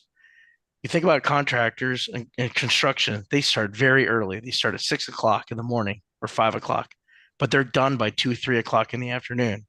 Whereas banker hours, like most of us in daytime, are like 8 to 5. So the reason why that seems to be close, why it's quieter at 3 o'clock, most likely is because these guys are done for the day. Like you saw the dump trucks, you saw all those things. They usually are done by 2, 3 o'clock in the afternoon. So that is why I'm guessing, I'm assuming why there is something different during the summer. And it would be the differences too, or I would say why I say that there's probably a difference is because I believe like one of the tenants that's in one of the buildings is like a party, like a party. They put tents up for parties. So clearly they're not going to be working in the winter, putting tents up for parties in the winter, but they would be in the summertime. They'd be way more active working during the summer. So those are things where behaviorally, like that's why potentially they might behave differently. Um, that 50 dB could also be because maybe there's a boiler that's turned on in one of these facilities, and that's what they're picking up is noise from a heating source. And maybe during the summer, they don't have heat. They only have no air conditioning and they can open a window. Maybe that's the difference in why it is different. But those are the levels that I measured. And those are then those are the levels that Epsilon measured. So again, I'm not saying Epsilon did anything wrong. It's just those are the differences as to why there is a difference. It's not just because of bugs. There are other things going on. Okay. Okay. We're going to just one final inquiry. Going back to the same document, supplement to your pre-file testimony, page 10, I'm going to read a quote and then ask some questions in light of that. The quote is,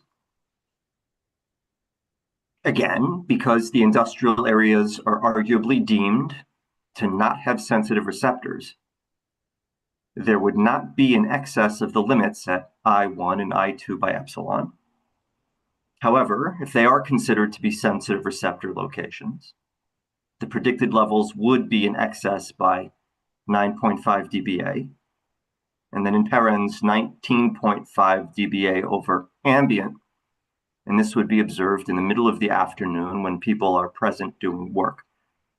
And you've already spoken quite a bit about this, but I'm wondering if you could answer the following. Would this excess occur indoors or outdoors? It's all outdoors. All of the Mass DEP is all outdoor. There is no guideline on estimating what it would be indoor. So everything that Mass DEP is only for outdoors only. Okay. Is there currently an excess at these locations? I did not look at that. I don't know. I mean it's the ambient. So I guess it's a question of is there well no, because it is the ambient. Those are the levels that are measured and those are the ambient levels. So there is no exceedance of the Mass DEP regulation. That is ambient background. So maybe I'm not answering that correctly, but you take an ambient background and you're saying that is the ambient background level. So there's no exceedance. It's not like there's a hard limit not to go over something. There could be, I'm just saying, and there's not. But let's say, for example, like the bylaws of Tewksbury, they have a hard limit that says thou shall not be more than 60 decibels, I think, during the day or something or night. In that case, if you were to look at that and if you were to measure it, like that would be the only time that you would, in that situation, could have an exceedance over that. But, and I've had that when I've worked on like New York projects, like New York City is very loud. So I've taken a measurement. And before we even build, we take a measurement. I'm like, guys, you're already over the limit. We haven't even broke ground and you're over the limit kind of thing. That's not how Massachusetts does it because it's baseline and then 10 dB over that. Okay. Again, we've spoken a little bit about this already, but can you just provide a general overview of where these sound levels would occur at the facility property line, at the receptor's property line, elsewhere? So I'll direct you back to the table 1.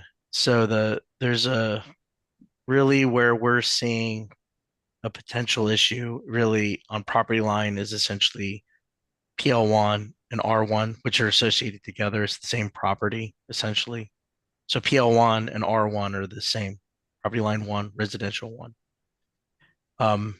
Beyond that, it's essentially the commercial properties on grade as well as at the second story level. That's really where we're seeing most of the exceedances is at the commercial properties. And then just one final question. How does the proposed project mitigation, sound barriers, walls, low noise equipment silencers, impact these sound levels? Or how would it? So the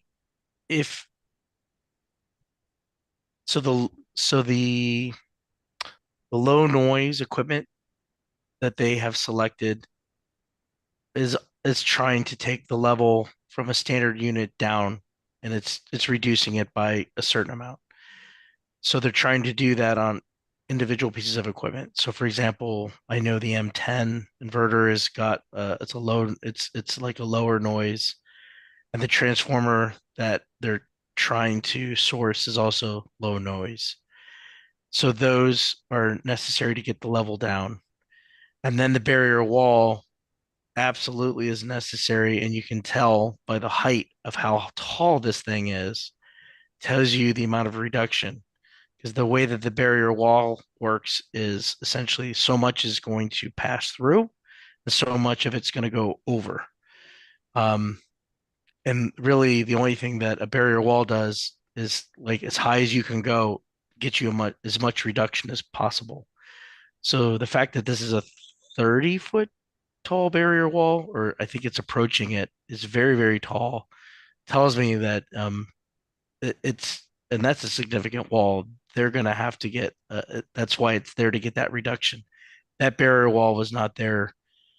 I would assume you'd probably see something in the realm of minimum like 10, maybe 12 dB higher if the barrier wall wasn't there. So all of these things are things that are the same things we would if the rules were switched and we were doing what Epsilon. These are the same things we'd have to do. You have to put a tall barrier wall and get low noise equipment in. So it is necessary in this case. They need a very tall barrier wall to get that down. All of these in conjunction are necessary to get there. Do you think that these items would reduce the sound so that all noise meets? No. No. So as we're saying right now, based on all of the material that's been supplied to us, and we have modeled it based on everything that's in there, we are still predicting that there's going to potentially be exceedances at those locations that I've provided in table 1. And it's not only just my data, it's also looking at, if we were to use Epsilon's data in the modified mirror model, that shows that there's exceedances at the commercial properties. So with everything as it is right now, what we've been provided for us to do the model, we believe there's going to be exceedances on the broadband. We cannot assess about the tonal, which is also the other half of the you have to meet both the broadband limit and the tonal limit. Right now we have the ability to at least make an assessment based on broadband alone, and we think there's potentially an issue. On the tonal, we can't really we just have concerns because we don't know that it would meet it, but we don't have enough data that's been provided to us that we can say for certain. Okay. Mr. Nickchen, thank you very much. I'm going to pass it to my good colleague, Mr. Riley. Okay, thank you. Thank you, Mr. Strasberg, and nice to meet you, Mr. Nickchen. Yes. And may I add that you have a lovely art collection behind you. My wife's an architect, so I have to try and look smart. I hope you have those paintings under lock and key. They were all bought on Amazon. Don't worry, we're good. I just have a few questions for you. Looking at the various peer reviews you did last year, for example, NCE report 2583, that looked like that was a peer review of earlier sound studies conducted by the company and their contractor. So the question is, did NCE peer review the December 25 company supplement? Did you actually do a peer review of that latest supplement? Yes, I'm going to answer what we did, and hopefully this answers everything. So when we initially started this, the Epsilon report that was provided to us, the first one, there was 2 reports that were done. Epsilon did one based, they released it's dated like April 1st, I think of 2025, and that was based on SunGrow equipment. That was the first step. We reviewed that.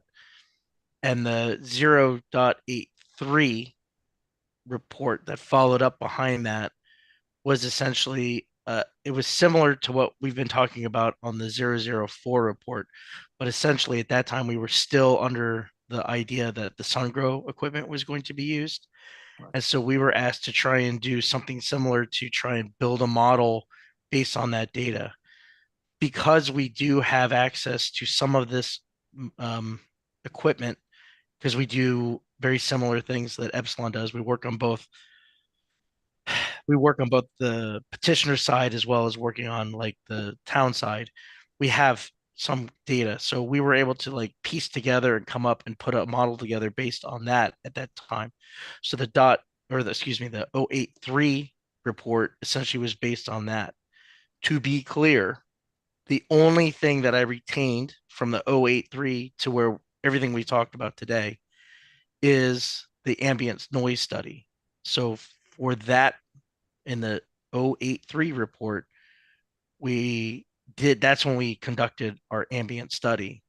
The ambient study carried over. Same and similar when Epsilon did their report back in April, they provided their ambient study, and that carried over into their second report that they provided, dated in, I think, 23rd of September. So that was the second report that Epsilon did, and they did the same thing. Because it's very expensive to do these noise studies. So they did it. It's still for them valid. Again, like I said, I'm not fighting it. I'm not saying they did anything wrong.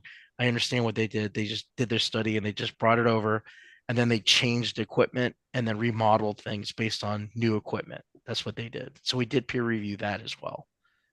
Okay, so just, I'm sorry. Oh, go ahead and finish. I'm good. Okay, so just to be very clear, your latest peer review is based on the Lithium Infinity battery system, yes? Correct. Okay, and which report is that? What's your report number? It's the 0. So we did both. The 2025-121 is when that is the actual peer review of the second report that Epsilon provided. So that one is very similar to what I did on the 063, just a peer review of the document by itself of what's been provided to me. Okay, so that's different than the 2025. Yes. Wait. I'm sorry. So that what? Sorry. That's different than the 2025-083 study? Correct. Okay.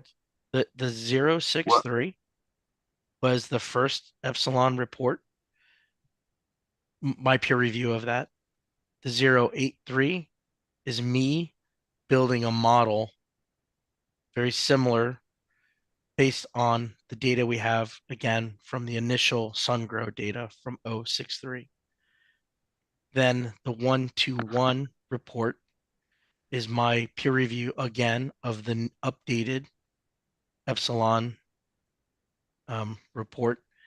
And then the 004 is a way more in depth, because we actually collaborated on that to build a very good model.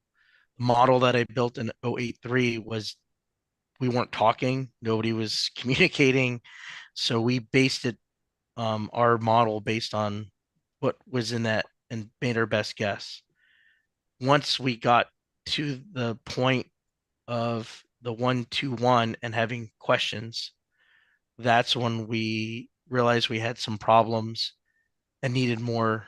And the company did provide good information. They were open about that, and they provided. We had to get an NDA in place, not because the company requires it. It's because of the M10 inverters. They call it confidential, and that was the only way for us to get that data was to get an NDA in place. So there's an NDA between NCE and the company who makes the M10 inverters. That's how that came about. So at that point, that's why the 004 represents like the best comparison between the models.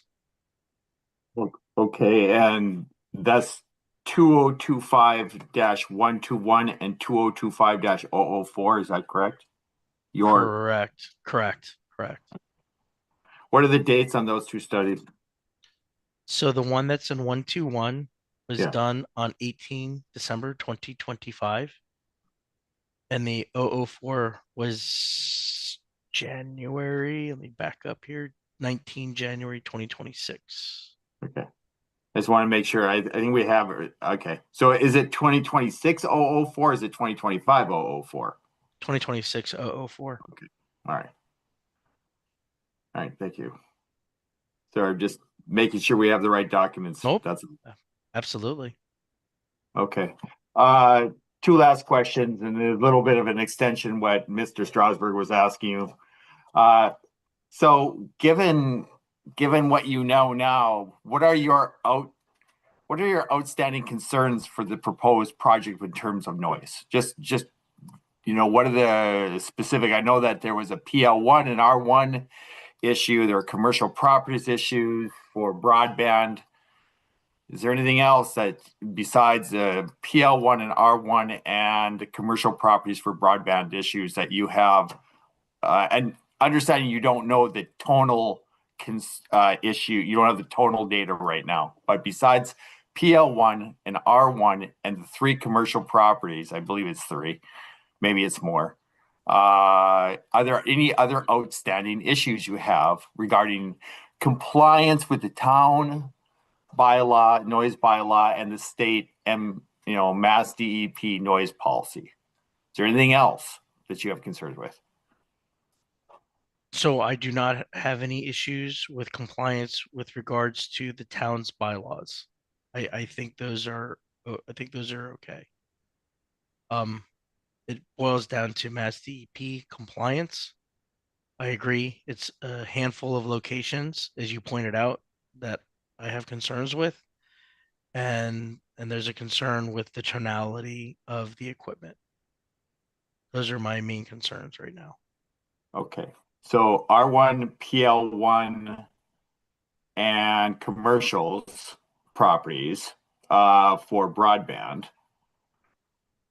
But as far as tonal, I guess it was my understanding, correct me if I'm wrong, Mr. Nick Chen, but I thought it was that because you didn't have the data to do the analysis, you were unsure if there's a tonal issue. Is that correct? Or do you know that there is in fact a tonal issue at these properties? So we're going to skirt a very interesting line here. For the 3 pieces of equipment that I have data for, the battery energy, the lithium battery energy storage devices, I don't have any issue or a known concern with that. For the step-up transformer, it is a assumed level. So essentially the way they do it, and again, I'm not beating up Epsilon. We would do the same thing. What they did is they took a standard transformer spectrum, and then they took a low noise, and they just took that spectrum and they walked it down so it matches. So it's an estimation. So I'm not saying that it's not possible. I'm just saying there's a little bit of risk in that because it's not a known piece of equipment that they're going to get. We have had to do that on other projects, so that's why I'm not flipping out over it. It is possible for them to find one. Okay. This is where it's going to get ugly, and I can't talk too much about it. Is the M10 inverters? I have some concerns, and I can't say any more about it because I'm under an NDA. So that's my problem. Okay. All right, understood. No, we don't want you to lose your artwork because you violated your NDA. Okay. Last question. What would you, and again, appreciate your situation. I've been under many NDAs myself. What would you propose to address any of the concerns you do see? How, if you were hired to address these concerns at the commercial properties, PL1, R1, anything about the inverters that you can say? What is it that you would do differently? Do you have any recommendations? If we want to, based on the information that is out there at this exact moment, I believe we would be probably in the same boat that Epsilon is in right now, because they're doing the very best they can with the information that they've been provided. But outside of that, being that the risk is if it's approved and then it gets in and we don't have really good data, we're gonna have a problem, because then it's like how do you modify something there? So I would want to be absolutely certain. The way to get rid of it, any uncertainty, is I'd want to have like the very best information about the inverter, like more up to date if possible, and potentially, hopefully, they can select a transformer, and that would pretty much eliminate any questions about what would be there. As far as what can they do, that would, to get it any quieter. I mean, the barrier wall is already, there's a point where you can't add another 2 or 3 feet to the barrier wall. Like, it's just not going to do anything for you. So like, I think they've pretty much already gotten there. So that would be my main concern at this point, is if that data was like better known and understood, we would maybe have a better idea of how to do that. But based on the information that's there, I just think that there's a risk to this project. Okay. Especially, Can you say what you say you want more information on the inverter? I can guess, but I'm not a noise expert like you are. So what specific noise information would you want for the inverter? I'd want that data to be tested on a unit that's going to go out in the field, that's been constructed correctly, and be tested by a third-party lab. That's what I would want, because then there's no argument. Okay, but again, the parameter itself are what, the various bands of noise, or what is it that you're looking for? Bands and broadband. Bands and broadband. Thank you. All right, and you mentioned for a second also about the transformer. I know that there was a kind of a scaling down or whatever, but can you describe the type of data you'd want for the transformer? So say again, I'm sorry, say it again. You had mentioned that there were still some questions based on the way that the consultant for the company, analyzed the noise output of the transformers, that because of that process, which you mentioned your company might do the same thing, still left some uncertainty. So can you help us with better defining what that uncertainty is?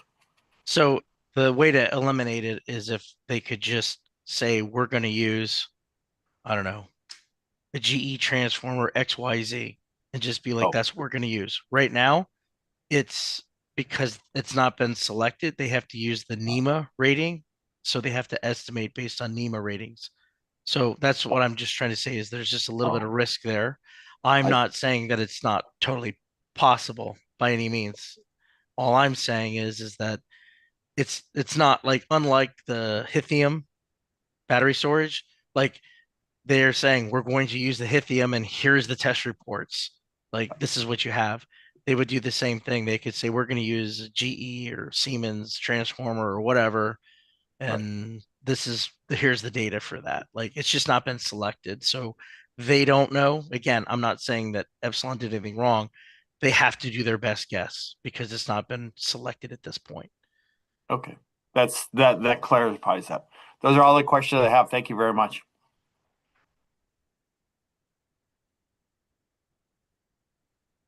Does the company have any follow-up? The company does not. Thank you. Thank you, Mr. Nixon. Thank you. Mr. Strasberg? Thank you very much, Presiding Officer Sharkey. I just wanted to follow up on one aspect. Mr. Nixon, you said that the company's maxed out in terms of wall height. Is that even the case when we're dealing with sound impacts on the second story of surrounding structures? Good point. No, that is a very good point. They could conceivably go higher to try and protect the second story levels, because that is not something that they did. So that is actually a really good point. So you're correct. They could go slightly a little higher, and that would protect the second level. It probably won't do anything for the first level, but it would definitely probably have an impact on the second level. Thank you very much, Mr. Nixon. I have no further questions, Presiding Officer Sharkey. Mr. Sunny, would you like a break? Would you like to do redirect? I do have about 6 or 7 questions on redirect. Before that, I don't know if you'd like to ask the Board of Health representative. I don't believe she's still in the hearing, but I could be wrong.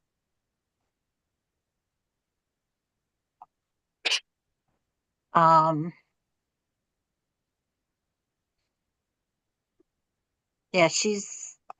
I'm afraid she's not still in the hearing today. Okay. But good thought. Thank you. I don't need a break. I have 6 or 7 questions. I don't think it would take very long. Take all the time you need, Mr. Setti. Okay, thank you. Mr. Nixon, thank you very much for being here today. When you use the word limit in your table 1, let's say you have an ambient limit of 43, does that represent your measurement of 33 plus the 10 decibel allowance under the DEP policy? Yes. Yes. Thank you. I have sat in the second floor of C2, the offices of my client. And just to be clear, if you look at your table 1, what I see is 15.8 above ambient on the second story. Is that correct? That is correct. Yes, over ambient. You're correct. It's not just over the limit. It's over ambient. Correct. You're correct. Yeah. I'm saying ambient instead of over your limit. Okay. Yes, you're correct. And that number is without a 2 dB margin of uncertainty. Correct. And were you to use that limit, and you explained earlier why you didn't, you would either raise sound power level 2 decibels or lower ambient 2 decibels to get a more conservative reading. Correct. That would, be, yes, you're correct. And would that then be 17.8 above ambient? Yes, then it would get even worse. Correct. Okay. What's the difference between an attended measurement and a long-term measurement? So the attended is somebody standing there taking a measurement. It's usually shorter in time frame because you're taking the measurement, but you're also typically making observations and maybe making notes typically. The long-term measurements is literally setting up the meter. And I realize I'm gonna throw the engineer thought out there. You could be out there for 24 hours. Like you could, they typically do it for traffic studies or somebody standing out there the entire time and making observations. That's not what we're talking here. Typically, it is they put a monitor out, which is exactly what we did. Same thing Epsilon did. Turn the monitor on and walk away and just let it take measurements for as long as you can take the measurements. It's required to take them for up to a week. That's what Mass DEP wants. I believe both of us did slightly over that because we know that there's weather issues and we know some of that data might get thrown out. So we typically like to go a little longer than that just in case, so we're covered.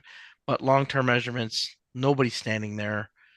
It's just going and going and going for days. They decide to take short-term measurements. We typically sometimes do or don't. It's not there's no guidance that you have to or don't have to do that. We obviously make observations when we are setting up monitors and picking up monitors for sure, because we're clearly there at the site, so it would make sense for us to do so. And in that case, like I said, we did take long-term monitors measurements, but we did make observations when we were there for the setup. That was where I was going. Did you set up the 3 long-term monitors yourself?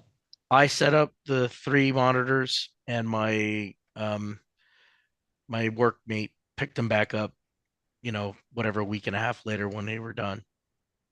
So we have, go ahead. Nope, you finish. Okay, so and we did, with any project like that, we do compare notes and say, hey, what did you see? What did you observe? What time was it? What's going on? Just to make sure like our like what our observations were the same. So we were just trying to make sure like, and that was the same thing. We took measurements and observations and we compared notes, and nothing was, different, vastly different than what we kind of both observed. When you were on site, did you experience yourself the ambient sound level at 3 o'clock in the afternoon? I did. The way that I set up the monitors is I set up the one that was near the residential home, the furthest one to the south. I got that one set up, and that was a little earlier, probably around like noonish. And then I went over to the other one that's kind of closer to the east side of the property, set that up. And then the last one I set up was the one that was in front of R1. And that's the one that was like right around the 3 o'clock to 3:30. I think I got done at 4 o'clock because there's a lot of equipment that we have. There's a lot of cases. And so at that point I was trying to, secure the cases. We have to lock them and secure them. So I was there for a little longer at the 3rd location just because I was trying to secure stuff. And when you say you have a limit of 43 at that location during the daytime, did you experience the 33 ambient level while you were setting up that piece of equipment? So it might have been like 35 because remember the filter is put on that. So it's not 33, it'd probably be something like 35, but the point is it's very obvious when you get into like the 30 level, it's extraordinarily quiet. It was very odd to me because it's not normally what I would expect. That's why we talked about that diurnal cycle. I was not expecting it to be quiet, especially in an industrial area like that. I was expecting to hear industrial things going on and to be kind of loud. And I was like, why is it not loud? It's very, very quiet. Like it's odd to me. Yep. In terms of the pure tone, it sounded like you're very comfortable with the best containers, that there isn't likely to be one because you were given full independent lab test results. Is that true? Correct. And did those test results provide not only a broadband measurement, but a measurement for each of the main octave bands? Yes. So it's just for what it's worth, the way that that report is done is for Hithium. They did, I want to say they did their homework, but essentially it's constructed. It's a completed piece of equipment. They could literally put it on a truck and ship it to a site and do what it needs to do. So they completed a piece of equipment and then sent it, whether they, I don't remember if they sent it to a lab or they tested it within their own facility, but an independent company came in and did that testing and then provided that report. So I don't have, there's very little for me to question in that case because it looks like they followed a standard process. I have no reason to believe that the guy who, the company that did the testing did anything wrong and that the data that's there seems correct. And is that under an international standard, the way that those readings are done and that report is completed? Yes, it's an ISO standard. I can't remember exactly which one it is. It's a 9000 series. I can't remember which one it is, but they essentially follow that process and it's a standard. So that's the reason you have a standard is the idea is if company A comes in and does it or company B comes in and does it, if they follow the same standard process, the data should be repeatable and essentially be the same. And why, in terms of being comfortable that there won't be a pure tone, why is it important to have the independent lab test results per major octave band? So there's, without having any octave band data or any tone, there's no way to do an assessment if it's going to meet it, if it has or doesn't have a tonal characteristic. If they only provide me a broadband level, I can only make an assessment based on broadband level. And is that because under the DEP policy, they're asking acoustical engineers to look at the sound power level for each major octave and compare them to the two neighboring octaves? So yes, again, I'll remind you, it's about compliance. So at the end of the day, if a compliance officer goes out to take a measurement, they're going to do that assessment. Clearly, if we're doing this and we're trying to look at what the site would be for a future, like down the road, what we would do, we would also want to have that data. So without having it, there's no way I can do an assessment. Like we're left to, okay, well, we have an idea of what we think it would be, but not until it gets on the site will someone actually test it and know for sure how this thing is. When all the pieces come together, that's when the tire meets the road and we'll know exactly what's going on. The concern is that's why we do this in advance to do the assessment to make sure, like, would it meet the requirement before we build this thing and then go, oops, it doesn't meet it, or, oh, okay, we're fine, it meets it. Like the latter part doesn't matter. If it meets it, fine, but the oops might be a really bad oops. And when you received from the company the Hithium independent lab study that was done under that international standard, and you looked at the sound power by octave band, could you already tell that there isn't a pure tone problem? Yes, you can tell initially right off the bat. Like if it's already like a flat spectrum, you can tell already like you're not going to have a problem. In some cases, it can have some that look like there might be an issue, but we don't immediately take that. We want to put it in the model because some of it might fall out based on, again, the barrier wall and all these things they're doing and locations. So you're correct. We could look at it, and clearly if there's like a band that it's very loud, that's going to be first the flag that goes off. That's like, hey, we might have a problem here, but that wouldn't stop us from putting it in the model just to see what would happen. Okay, thank you. And there are 40 M10 inverters on the property and one transformer. And for these pieces of equipment, you don't have that kind of data. For the, I'm gonna say yes. For the step up transformer, it's fully estimated based on the NEMA rating. So it is an estimation. So there is some risk there. For the M10 inverter, all I can say is I have some concerns. That's all I can say. Okay, thank you. Is the SunGrow louder than the Hithium, or is the Hithium louder than the Sungrow? I think the Sungrow is a little quieter. But I I just remember that the big thing that I remember is between the two peer reviews that I did. When I got the second report and I looked at it, the barrier wall got taller.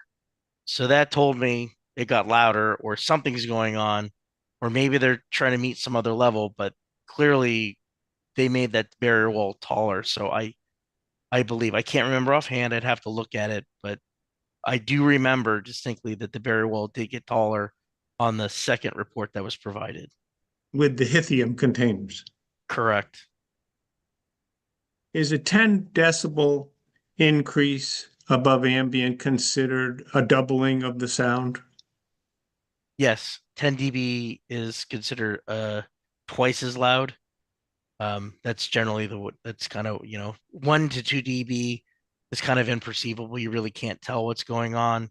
Once you get to about 5, for sure, like you can tell something's going on. By the time it gets to 10, it's twice as loud.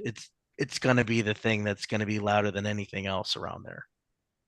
And when the DEP sets as a standard that a new noise source shouldn't increase ambient more than 10 decibels, is that always an outdoor analysis?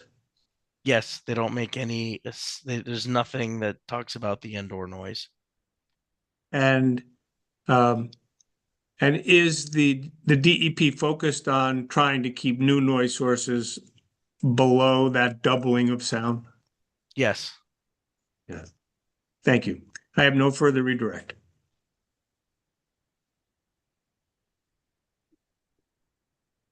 Mr. Kaplan, do you have any recross based on the redirect? No, thank you. In that case, you are excused. We appreciate your testimony. Thank you. Thank you. So, Mr. Senni. Yes. Do you only have one remaining witness? Is that correct? I have only one remaining witness, Professor Tewksbury. And he is available tomorrow afternoon? Yes, based on his schedule? between 1 and 5. Then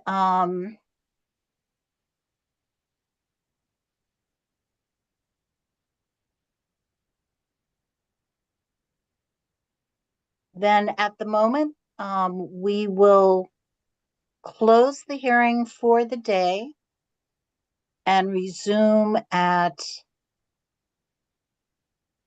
2 o'clock tomorrow, based on council schedules.